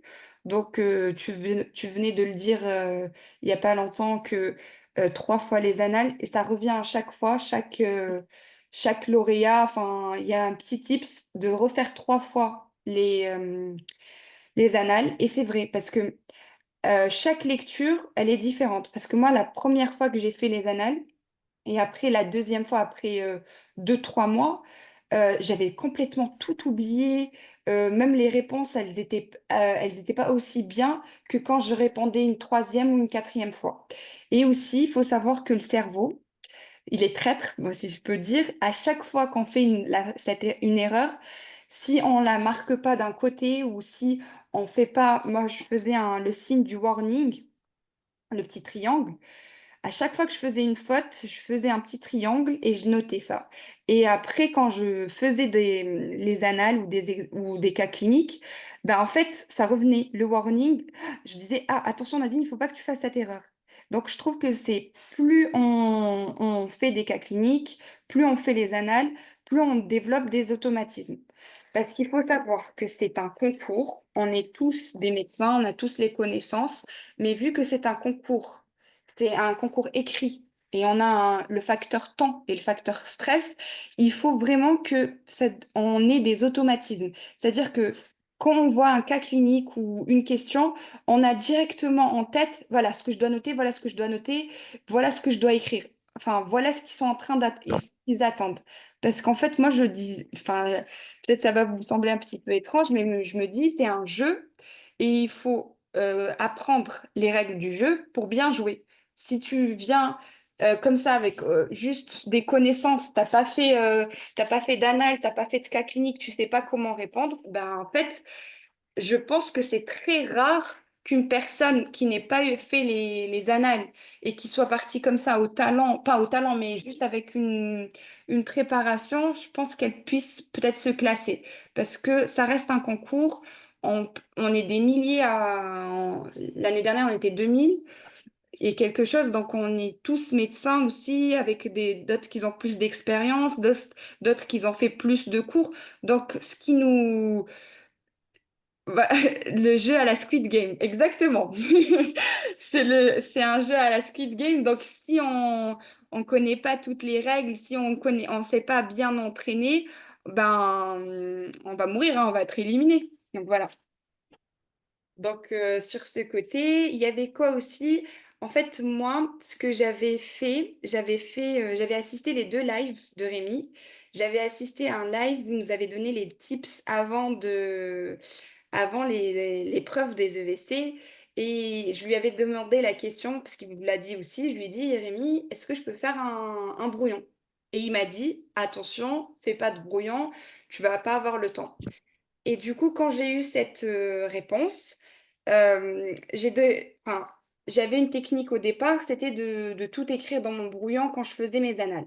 Donc, vu qu'il m'avait dit attention, ne fais pas de brouillon, j'ai changé cette technique et en fait, je faisais sur le sujet. Donc, ma première lecture égale à mon brouillon sur le sujet et ce que j'ai fait aussi pendant les EVC, c'est-à-dire que je lisais et en même temps, j'écrivais à chaque fois avec le crayon à côté le diagnostic, ce qu'il demandait, les bilans, ce qu'il fallait faire.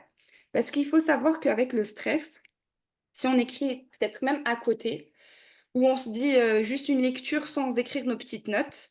Quand on revient après pour commencer à la rédaction, on peut perdre du temps à se rappeler, ah, qu'est-ce que j'avais dit? Ah, peut-être qu'il y a un bilan qui manque. Mais au lieu de ça, quand j'avais écrit mes petites notes, quand je faisais ma deuxième lecture pour commencer à faire une rédaction, j'avais déjà tout. J'avais déjà écrit mon diagnostic, j'avais déjà écrit les bilans. C'est-à-dire que même s'il y avait un bilan qui manquait, ben en fait, j'allais la voir quand j'étais en train de rédiger. Donc ça, c'était un très bon tips pour moi parce que le matin, j'ai pu finir à temps et l'après-midi, je ne sais pas s'il y a des candidats ou des futurs candidats, mais l'après-midi, l'épreuve pratique était très longue. Donc, c'était juste juste. Heureusement que j'avais pas fait de brouillon et heureusement que j'avais cette technique parce que je suis sûre que chaque minute l'après-midi dans l'épreuve pratique, elle comptait. Donc ça, et il y avait aussi la comparaison des deux feuilles que tu nous avais fait comme maintenant, et qui avait un truc qui m'avait marqué, parce que tu viens de le dire aussi, tout ce qui est abréviation. Donc électrocardiogramme, le CG, on serait tenté d'écrire ECG, parce que c'est plus facile, on n'a pas le temps.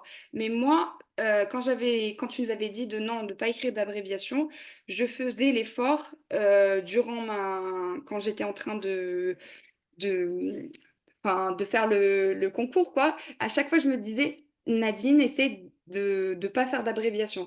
Même si je voulais écrire ECG, j'écrivais tout ce qu'il fallait. Après, bon, il y a des fois des abréviations que vous pouvez pas, vous n'allez pas vous amuser à écrire, mais j'essayais au maximum. Même, imaginez, c'était un petit peu un délire, mais même supérieur, même le signe supérieur, je préférais écrire supérieur ou inférieur. Je me suis dit, on sait jamais. euh, En fait, on sait vite pas la phrase, mais on se dit peut-être que le correcteur, s'il va pas comprendre l'abréviation ou s'il va peut-être, si on écrit trop rapproché ou trop petit, il va se dire, bon, j'arrive pas à lire ça. Donc je me suis dit, je donne aucune excuse, j'écris tout. Comme ça, le point, vraiment, je l'arrache, quoi. Il va pas je vais pas lui jeter des petits trucs comme ça et il va voilà, je me suis dit, comme ça, il n'y a pas de raison pour que j'ai pas le point. Donc voilà. Et sinon, tu t'avais parlé aussi par rapport à l'hémato. Donc moi, j'avais ce genre de petites feuilles que j'ai collées sur le mur. C'était tout ce qui est VGM, les normes, les leucocytes, les hématies, les polynucléaires, les lymphocytes. Donc c'était un tableau que, comme il a dit Rémi, vous collez dans vos sanitaires, vous collez où vous voulez, mais à chaque fois, il faut les avoir sous la main et à chaque fois se répéter parce que c'est un automatisme. Chaque année, on a un cas clinique sur l'hématologie, donc vraiment, ça serait bête de perdre des points sur quelque chose que normalement on doit maîtriser par cœur. Donc voilà. Sinon, j'avais aussi comme support le MicBook. Je ne sais pas si vous connaissez, j'ai un peu sorti mes livres. Le MicBook, je conseille pour la fin, c'est-à-dire quand vous avez fait vos révisions, que vous maîtrisez vos cours, parce qu'en fait, c'est tellement schématisé, c'est court, donc c'est vraiment pour vous rafraîchir la mémoire. Et il y a aussi, j'ai vu des questions sur le collège de médecine générale que je n'avais pas, que j'ai pas appris et que j'ai acheté juste parce que voilà, quand j'étais lauréate des EVC, je me suis dit allez, je vais me prendre le collège de médecine générale parce que c'est le dernier. Par contre, quand j'ai feuilleté, je trouve que c'est très très très long. Il y a beaucoup de gynécologie et de la pédiatrie, donc je pense pas que c'est une source qui est efficace pour les EVC. Donc moi, mes sources, c'était les fiches codex, c'était un peu aussi les fiches de la martingale, un peu de Matchbook et des recherches, les recommandations de la H et un peu aussi un effort de moi-même parce que moi aussi j'ai fait des fiches personnelles. Mais voilà, si vous voulez un conseil enfin, de ma part, vu que j'ai vu le collège de médecine générale, je trouve que c'est vraiment très très très long. Et vu que c'est un concours, il faut vraiment avoir les dernières recommandations, des fiches efficaces et surtout, surtout, surtout pratiquer. Et quand je dis pratiquer, c'est-à-dire faire beaucoup de cas cliniques, les annales. Il y a aussi une très bonne idée que Rémi a dit aussi d'avoir un binôme ou même être à trois, c'est-à-dire et faire des cas cliniques. Parce que quelque chose que peut-être vous n'avez pas vu ou une nouvelle recommandation, ben en fait, votre partenaire, il va vous dire, et donc les deux autres, ils vont avoir cette notion. Et je trouve que certes, c'est un concours, mais même être dans le partage de connaissances ou être, par exemple, moi, je me rappelle, il y avait une annale que j'arrivais pas à comprendre pourquoi ils avaient directement pensé à la pneumopathie et pas, je sais pas, j'ai oublié c'était quoi le diagnostic que j'avais noté. Et ma Hmm. collègue, elle m'avait Un dit, OAP. Oui, je pense. Et je pense que ma collègue, elle m'avait dit: «Mais une fièvre à 40». Non, je pense que c'était entre embolie ou pneumopathie, mais elle m'a dit: «Mais il y a une fièvre à 40, Nadine, directement tu penses à la pneumopathie». Donc je trouve que même dans l'échange, on nous donne des fois des petites astuces et même partager aussi, même essayer d'expliquer quelque chose, ça va rester, ancré, en fait, voilà. Donc Il y a, du il y a une coup, question de Jihan qui demande, durant les 3 premiers mois, est-ce que tu as dédié ton temps à la lecture des cours uniquement ou est-ce que tu as fait direct les cas cliniques? non, les 3 premiers mois, c'était, que pour les cours. J'y avais pas commencé parce que Que le pour cours, ok. moi, il fallait que j'ai une petite base, si on peut dire, parce que je savais que j'allais oublier, qu'à chaque fois, il fallait réviser. Mais je m'étais donné 3 mois pour bien lire mes cours, voir les recommandations. Parce que vous savez, certes, la médecine, c'est si on peut dire, c'est international, mais les cours qu'on avait dans mon pays d'origine et ce qu'il y a en France, il y avait des différences. Donc je voulais au moins, voir ces petites différences ou avoir les bonnes sources. Donc voilà ce que j'ai fait. Bon, vous pouvez poser les questions. Moi, je cherche juste mon chargeur comme ça, Est-ce que, merci beaucoup Nadine. oui, je vous en Si prie, vous avez des prenez. questions, n'hésitez pas. Il y a aussi Miarine Tsoa. Je ne sais pas si tu nous entends. Oui, j'entends très bien.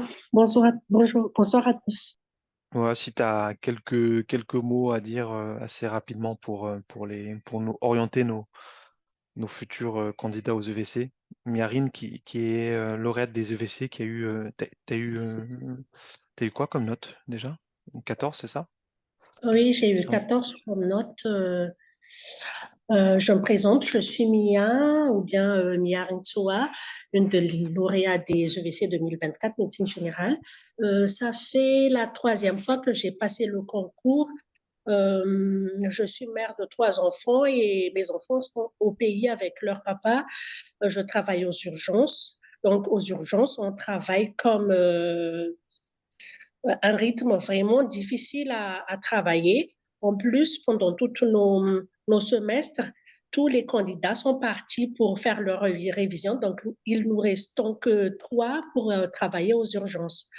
Notre senior est parti en accouchement, donc on m'a légué ses tâches. Donc, j'étais la responsable des internes. Et donc, pendant tous les semestres, j'étais à la place pour organiser le planning des internes pour les 3 internes. Oh là là, Euh, ça devait être horrible. et c'était vraiment horrible. Et pendant les semestres, il y avait une qui était partie pour la région de l'Île-de-France. Et donc, nous étions que 2 pour faire les gardes et pour faire tous les travaux des urgences. Après, je passe ça à côté. Par rapport à mes révisions, je n'ai pas commencé à temps le révision avec Rémi. Par contre, je lui ai envoyé un mail pour qu'il puisse m'envoyer des enregistrements.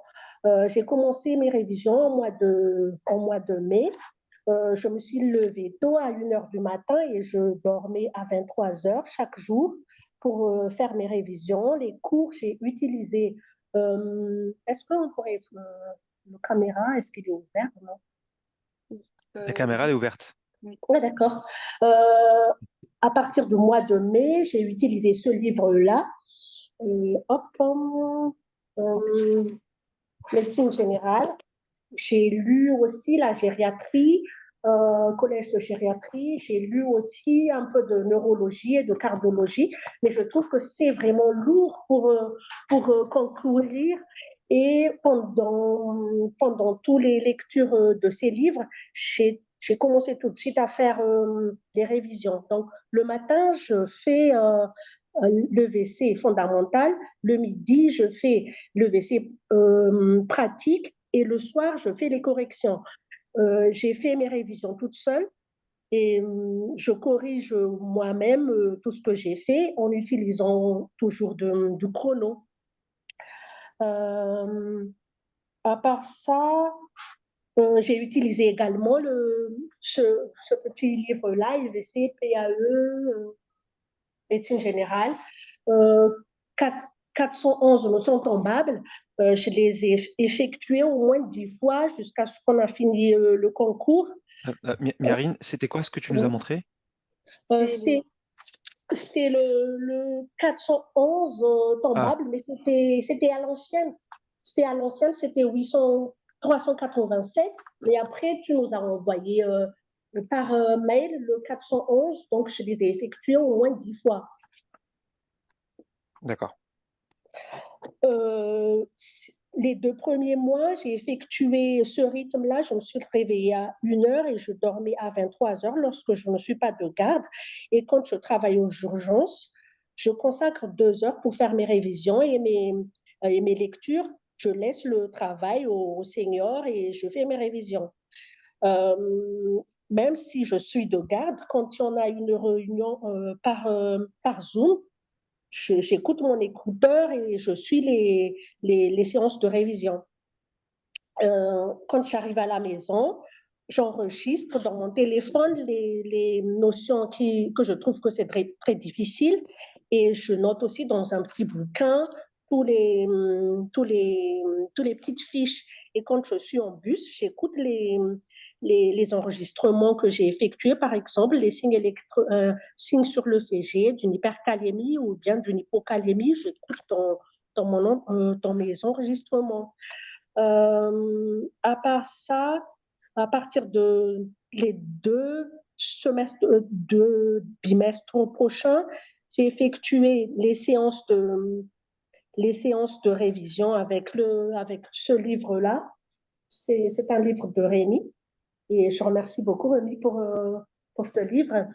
Je les ai effectuées deux sessions d'année par jour, c'est-à-dire je fais par exemple une année 2009 et 2010 en une journée. Je fais 2 WC fondamentales le matin, 2 WC pratiques le midi et la correction en soirée.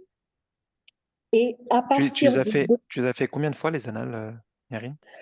moi, En je tout. les ai effectuées, au total, je les ai effectuées 9 fois. Ah oui, ok. Très bien. Parce que les 2 bimestres, j'ai effectué une fois. La deuxième bimestre, je les ai effectués 2 fois. Et les 3 derniers bimestres, je les ai effectués 3 fois. Les 2 derniers bimestres, je les ai effectués 3 sessions par jour. C'est-à-dire Ok. 2009, 2010, 2011 en une journée et les 3 séances le lendemain. Et ainsi de suite. Euh, je me suis... allô? Est-ce que je suis Oui. encore là? À part ça, dans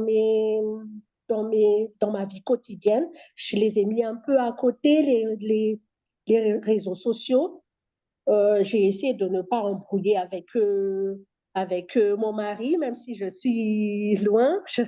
Je me suis focalisée sur le concours parce que je me suis dit, si je perds encore pour la 3e fois, ça va être vraiment difficile. Donc, je me suis vraiment focalisée. Tout ce que j'ai effectué, je me focalise sur le concours, tout ce que je regarde sur mon téléphone. Quelquefois, les enregistrements que Rémi avait envoyés, je les écoute dans le bus ou là où là, Éteignez vos micros, s'il vous plaît. صبري شو المشكلة يكون معك صاحبتك في البيت Alors, attendez. حتى ولو سمع حس تنجم تكون صاحبتي معايا. Je sais pas إذا comment on فما fait. حس S'il vous plaît, éteignez vos micros. Alors, attendez. Ça, c'est, je pense, Anna Gay. Tac. Vas-y, Miarine. Et mon petit conseil, en fait, chacun a son rythme de travail et chacun a son planification, mais ce que j'avais effectué, 80% de mes temps sont consacrés pour des travaux acharnés et juste le 20%, c'était juste pour moi et pour ma famille et aussi pour le loisir. Euh, Dans mes loisirs, j'ai toujours effectué du sport, comme on en a conseillé l'année dernière. L'année dernière, on s'est dit c'est l'année de JO, il faut faire du sport. Donc, j'ai quand même effectué de la marche. Et comme source de révision, j'ai utilisé Micbook. J'ai utilisé les autres livres de tout à l'heure, mais les 3 derniers mois, je me suis focalisée sur le Micbook et aussi sur le livre des annales. Les conseils de Rémi, je les ai tous suivis. J'ai mis tous les fiches dans toute la chambre, dans la salle d'eau, dans la cuisine. J'ai tout mis. À part ça, ça m'a beaucoup aidé aussi le bouquin que je vous ai montré tout à l'heure. Ok. Autre élément. Oui. Donc, Euh, bah, écoute, on n'a pas beaucoup de temps. Merci beaucoup, Mérine, pour mhm, tous tes conseils. Donc, effectivement, si on retient, c'est surtout les annales, mhm. les annales, et les éléments importants de bien les répertorier dans un livre. Et il y a beaucoup de gens qui me disent, mais j'ai des enfants, j'ai des gardes, etc. Si Mérine a réussi en s'organisant comme ce qu'elle a fait, notamment en refaisant les annales le matin, le midi, euh, ambiance travail, préparation du concours, franchement, c'est faisable. Donc, vraiment, il ne faut pas vous mettre des limites. Les limites, c'est celles que vous vous infligez à vous-même. Donc, pas de limites, s'il vous plaît. Pas Euh, d'excuses. pas d'excuses, surtout. Je ne sais pas si Souad, tu es là? Je pense que Oui, non. je suis là. Alors, très rapidement, si tu as quelques mots à dire, pareil, Souad qui a réussi les EVC. Euh, L'année dernière, c'était ton premier coup ou deuxième ou Oh non, c'est mon deuxième. deuxième? Ok. Le premier, j'ai pas bien préparé. Je croyais que c'était facile parce que c'est ce on a l'impression que c'est facile. Et du coup, je me suis dit, tiens, je vais faire quelques cours, les annales une ou deux fois. Et voilà, je l'ai passé. Et juste après les résultats, je me rappelle très bien, c'était le mois de décembre. Quand je l'ai pas eu, j'ai eu quand même un 10. Je t'ai contacté, Rémi. J'ai envoyé un message, je t'ai dit, je veux m'inscrire à la formation que tu proposes. Et voilà, et je tiens à l'avoir cette année. Et du coup, voilà, j'ai commencé les révisions avec la première session avec toi. Et c'était un vrai coup de boost, parce que grâce à tes sessions que j'ai rencontré ma binôme, enfin, on était trois. On a fait un petit groupe de trois. On a bien travaillé. On travaillait jusqu'à 1 heure du matin via WhatsApp. On se connaissait même pas en fait dans la vraie vie. C'était juste par WhatsApp. Comment vous êtes connus? Grâce à la formation que tu proposes. Ah, sur les Ah, groupes WhatsApp. Ok, pour vous avez les fait un groupes. groupe WhatsApp entre vous. Ok, très Oui, bien. c'est ça. D'accord. Donc, tu nous as conseillé de travailler en binôme et moi, je connaissais pas beaucoup de monde puisque je travaille pas en France. Et du coup, on s'est mis en contact et voilà, on a commencé à faire les cours et on a la liste que tu nous as proposée. J'ai appris les cours par cœur. Voilà, ma référence, c'était les fiches ELISA. J'arrive pas à activer la caméra pour vous montrer. Alors, attends. T'es où? Tac, tac. Soit c'est. Alors, Soit tu es SWAT, caméra, tac. Alors, je pense que là où demander il à y a le démarrer micro. la vidéo. Voilà, ouais. Ok. Alors, impossible, impossible, je sais pas pourquoi. Ok, c'est C'est quoi le impossible. livre que tu as C'est dit? C'est Elisa de chaque spécialité en fait. J'ai acheté toutes les spécialités. Là, j'ai entre les mains le gériatrie. je vais voir si je peux Elisa, vous les, partager. les fiches, Ouais. après je peux prendre en photo et t'envoyer ça. Je sais pas pourquoi ça fonctionne pas.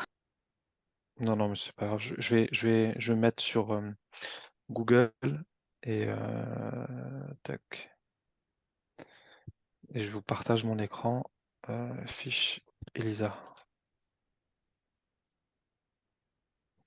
Je pense que c'est les fiches Lisa, Ah, Lisa. Ok, ouais, effectivement. je pense, hein. Après, je peux me tromper. Alors, attends. Hop, je vous partage mon écran.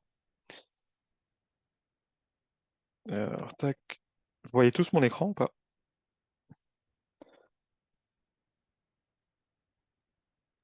Oui. Ou pas? Ouais, parfait. D'accord, c'est ça les fiches Lisa? Ok.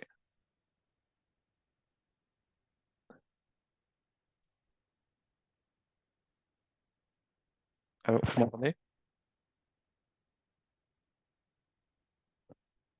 Oui. Ouais, tout le monde entend? Parfait. Ok, mais ok, très bien. Donc fiche Lisa. Parfait. Je sais pas si tout le monde a pu noter. Parfait. Bah écoute, et t'as pas révisé sur un livre comme le Mic-Book ou autre?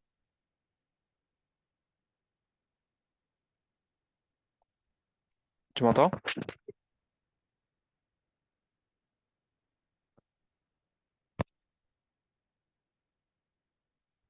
Tu nous entends? Oui, oui, oui, je t'entends. Ouais. C'est Excuse-moi, coupé. il y avait, je pense, ça est coupé. Donc, t'as pas Oui. révisé sur un livre comme le Mic-Book ou autre? Si, Non? si, si, si, Si, ok, j'ai le MacBook, mais il manque beaucoup de mises à jour, en fait, c'est un peu ancien. Par d'accord. contre, ces fiches sont bien, bien faites, bien résumées, et Ok. moi, j'ai beaucoup de mémoire visuelle, du coup, ça m'a beaucoup aidé pour mes réponses. J'ai refait les annales minimum 4 fois, et j'ai fait un entraînement avec les annales. Je me suis mise en condition d'examen. Le matin et l'après-midi, je commence à 10 heures avec un chrono et je refais par exemple une session, mais fondamentale, et je refais la même chose l'après-midi avec la pratique. Et du coup, comme je vous ai dit, j'ai appris les cours, il faut les apprendre, il faut les connaître par cœur. Et si on veut participer à la formation de Rémi, il faut préparer toujours les cours avant la session. Comme ça va nous permettre d'avoir une deuxième couche, de révision. C'est ce que je faisais et c'était vraiment, super. C'était après parce qu'au début, c'était difficile pour moi de réviser toute seule, mais grâce aux formations, grâce à la révision en groupe, que j'ai réussi à surmonter ces difficultés. Et pour les réponses, par exemple, il suffit pas de dire, traitement, voilà, on donne directement le traitement. Il faut préciser si le traitement à domicile ou en hospitalisation. Il faut préciser, pourquoi on hospitalise. Il faut préciser tout ça. Il faut dire que c'est une urgence ou pas. Non seulement il faut pas seulement écrire que le traitement, il faut détailler, mais avec des tirets. Il faut pas écrire des paragraphes. C'est ce que j'ai fait moi. J'ai fait que des Ouais. tirets, que ce soit Bien pour la organiser pratique. tes réponses, quoi. Que ça soit pour la pratique ou la fondamentale. D'ailleurs, pour fondamentale, j'ai même pas fini la double feuille. C'était, la dernière page, c'était, vraiment, juste la moitié. Pour la pratique, par contre, c'est très lent, c'est toujours très lent parce que c'est des questions ouvertes. On ne sait pas ce qu'ils cherchent exactement et du coup, il faut pas perdre beaucoup de temps pour réfléchir. C'était mon erreur pour le deuxième cas clinique. J'ai perdu beaucoup de temps et heureusement que j'ai tourné la page parce que j'ai failli ne pas voir le troisième cas clinique. Que Ouais, c'était un piège. il y a eu beaucoup de gens Oui, qui ont loupé ce ils dernier l'ont cas clinique. exactement. Je sais pas Il faut ce qui s'est passé, mais parce que le 2 cas clinique, finissait à la moitié de la feuille. Donc on s'est dit: «Ça y est, c'est ah, la fin». Il ah, fallait ouais, mais pourtant les feuilles étaient bien numérotées, donc il faut vraiment, même si c'est pas numéroté, il faut regarder toutes les pages pour ne pas oublier une, ok. question parce que pour un concours, ça compte. Chaque question compte. Faut il faut oui. Souad, excuse-moi, ou Nadine ou Miarine, il y a quelqu'un qui pose une bonne question. Les traitements, est-ce que vous avez appris les posologies ou pas? Oui, Oui, moi je par suis en cœur. train de lui envoyer ma Oui, réponse effectivement. écrite. Mais j'allais lui dire qu'il faut apprendre, enfin, c'est ce que tu nous avais donné aussi comme conseil, la DCI et les posologies des traitements des pathologies les plus communes, c'est-à-dire tout ce qui est anticoagulant et Ok. aussi, comme l'infection urinaire, comme, les pneumopathies, la durée et la posologie. Mais sinon après, dans le doute, s'il n'a pas la posologie, vaut mieux qu'il écrive juste le traitement et pas la posologie, comme ça il perd pas le point. Enfin, c'était le conseil que tu nous avais donné dans la session que j'avais assistée. Mmh. Oui, Ok. Et c'est ce que vous avez appliqué effectivement pour les révisions. oui, Très bien. et j'insiste aussi sur un point, que j'ai appris aussi grâce à toi Rémi, c'est les moyens mnémotechniques. Il faut donner à tout pour apprendre facilement des moyens mnémotechniques comme ça, on va rien oublier. On va tout citer. Surtout pour, les facteurs favorisants, l'agitation, la confusion, tout ça, il faut donner des moyens mnémotechniques pour tout retenir. Comme c'est long, on sait très bien que c'est très long. Voilà et surtout gérer le stress le jour de l'examen parce que, malheureusement, moi, je stresse beaucoup et j'ai oublié pas Toi, mal de choses. ta situation familiale, c'est quoi? Moi, Tu travaillais. j'ai 3 enfants aussi. Ok, ok, Le plus jeune, il a 5 ans et le grand, il a 10 ans. Donc d'accord. voilà. Et J'ai fait Tu travaillais en non, même temps? Non. non, j'ai pas travaillé. J'ai Ok, fait juste un stage non rémunéré aux urgences et en médecine ici, là où j'habite, juste pour voir comment ça se passe, pour, très voilà, bien. pour avoir une idée sur, Ça, ça- l'hôpital en France. Ça, effectivement, c'est important. Il y a beaucoup de médecins qui sont à l'étranger, comme le disait Nadine aussi. Et quand on exerce ici, en France, il y a des choses qui changent un petit peu, notamment, vous savez, les ordonnances bisones, les ordonnances sécurisées, les soins palliatifs, etc. Tout ça, c'est bien encadré par la législation. Et c'est beaucoup de choses sur lesquelles j'insiste beaucoup sur les sessions de révision. Que je vous ai dit, mon rôle, c'est pas vous apprendre de la médecine, puisque vous avez déjà fait vos preuves, mais c'est surtout des petites choses qui sont pas évidentes pour quelqu'un surtout qui est actuellement à l'étranger. Mmh. D'accord. Il faut surtout gérer le stress. C'est un examen comme, les autres, il faut, se préparer. Il faut faire un petit break aussi de temps en temps, échanger les idées. Il faut pas rester juste sur les copies, les feuilles. Après, ça va être trop dur et voilà, on va baisser les Très bien. bras. Sinon, il faut se reposer. Il faut se donner le temps aussi. Merci beaucoup, Swan. Merci. De rien.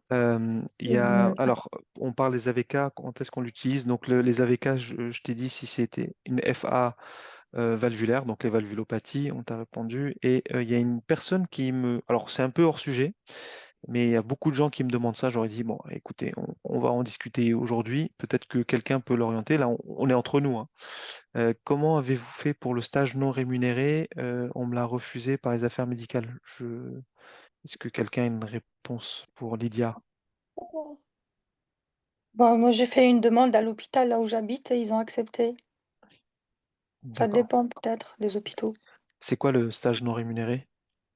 C'est juste un stage observationnel pour assister à des consultations, aux urgences aussi. D'accord. Donc, c'est pas un poste de FFI, c'est un poste juste Non, non, non. Non, d'observateur. oui, Oui, bah, exactement, avec n'importe quel médecin, tu sympathises et tu vas le voir, tu lui demandes si tu peux assister. exactement. Tu n'es pas Ouais, obligé de passer par la les affaires direction, je médicales. pense. Ouais. Et si le médecin il appuie sa demande auprès des affaires médicales, ça devrait le faire. Ok, stage d'observation, très bien. Vous avez d'autres questions? Profitez-en, hein. Il y a même Athéna, je ne sais pas si elle est là, mais on a plein de lauréats qui sont là et franchement, merci beaucoup de votre participation, de votre partage pour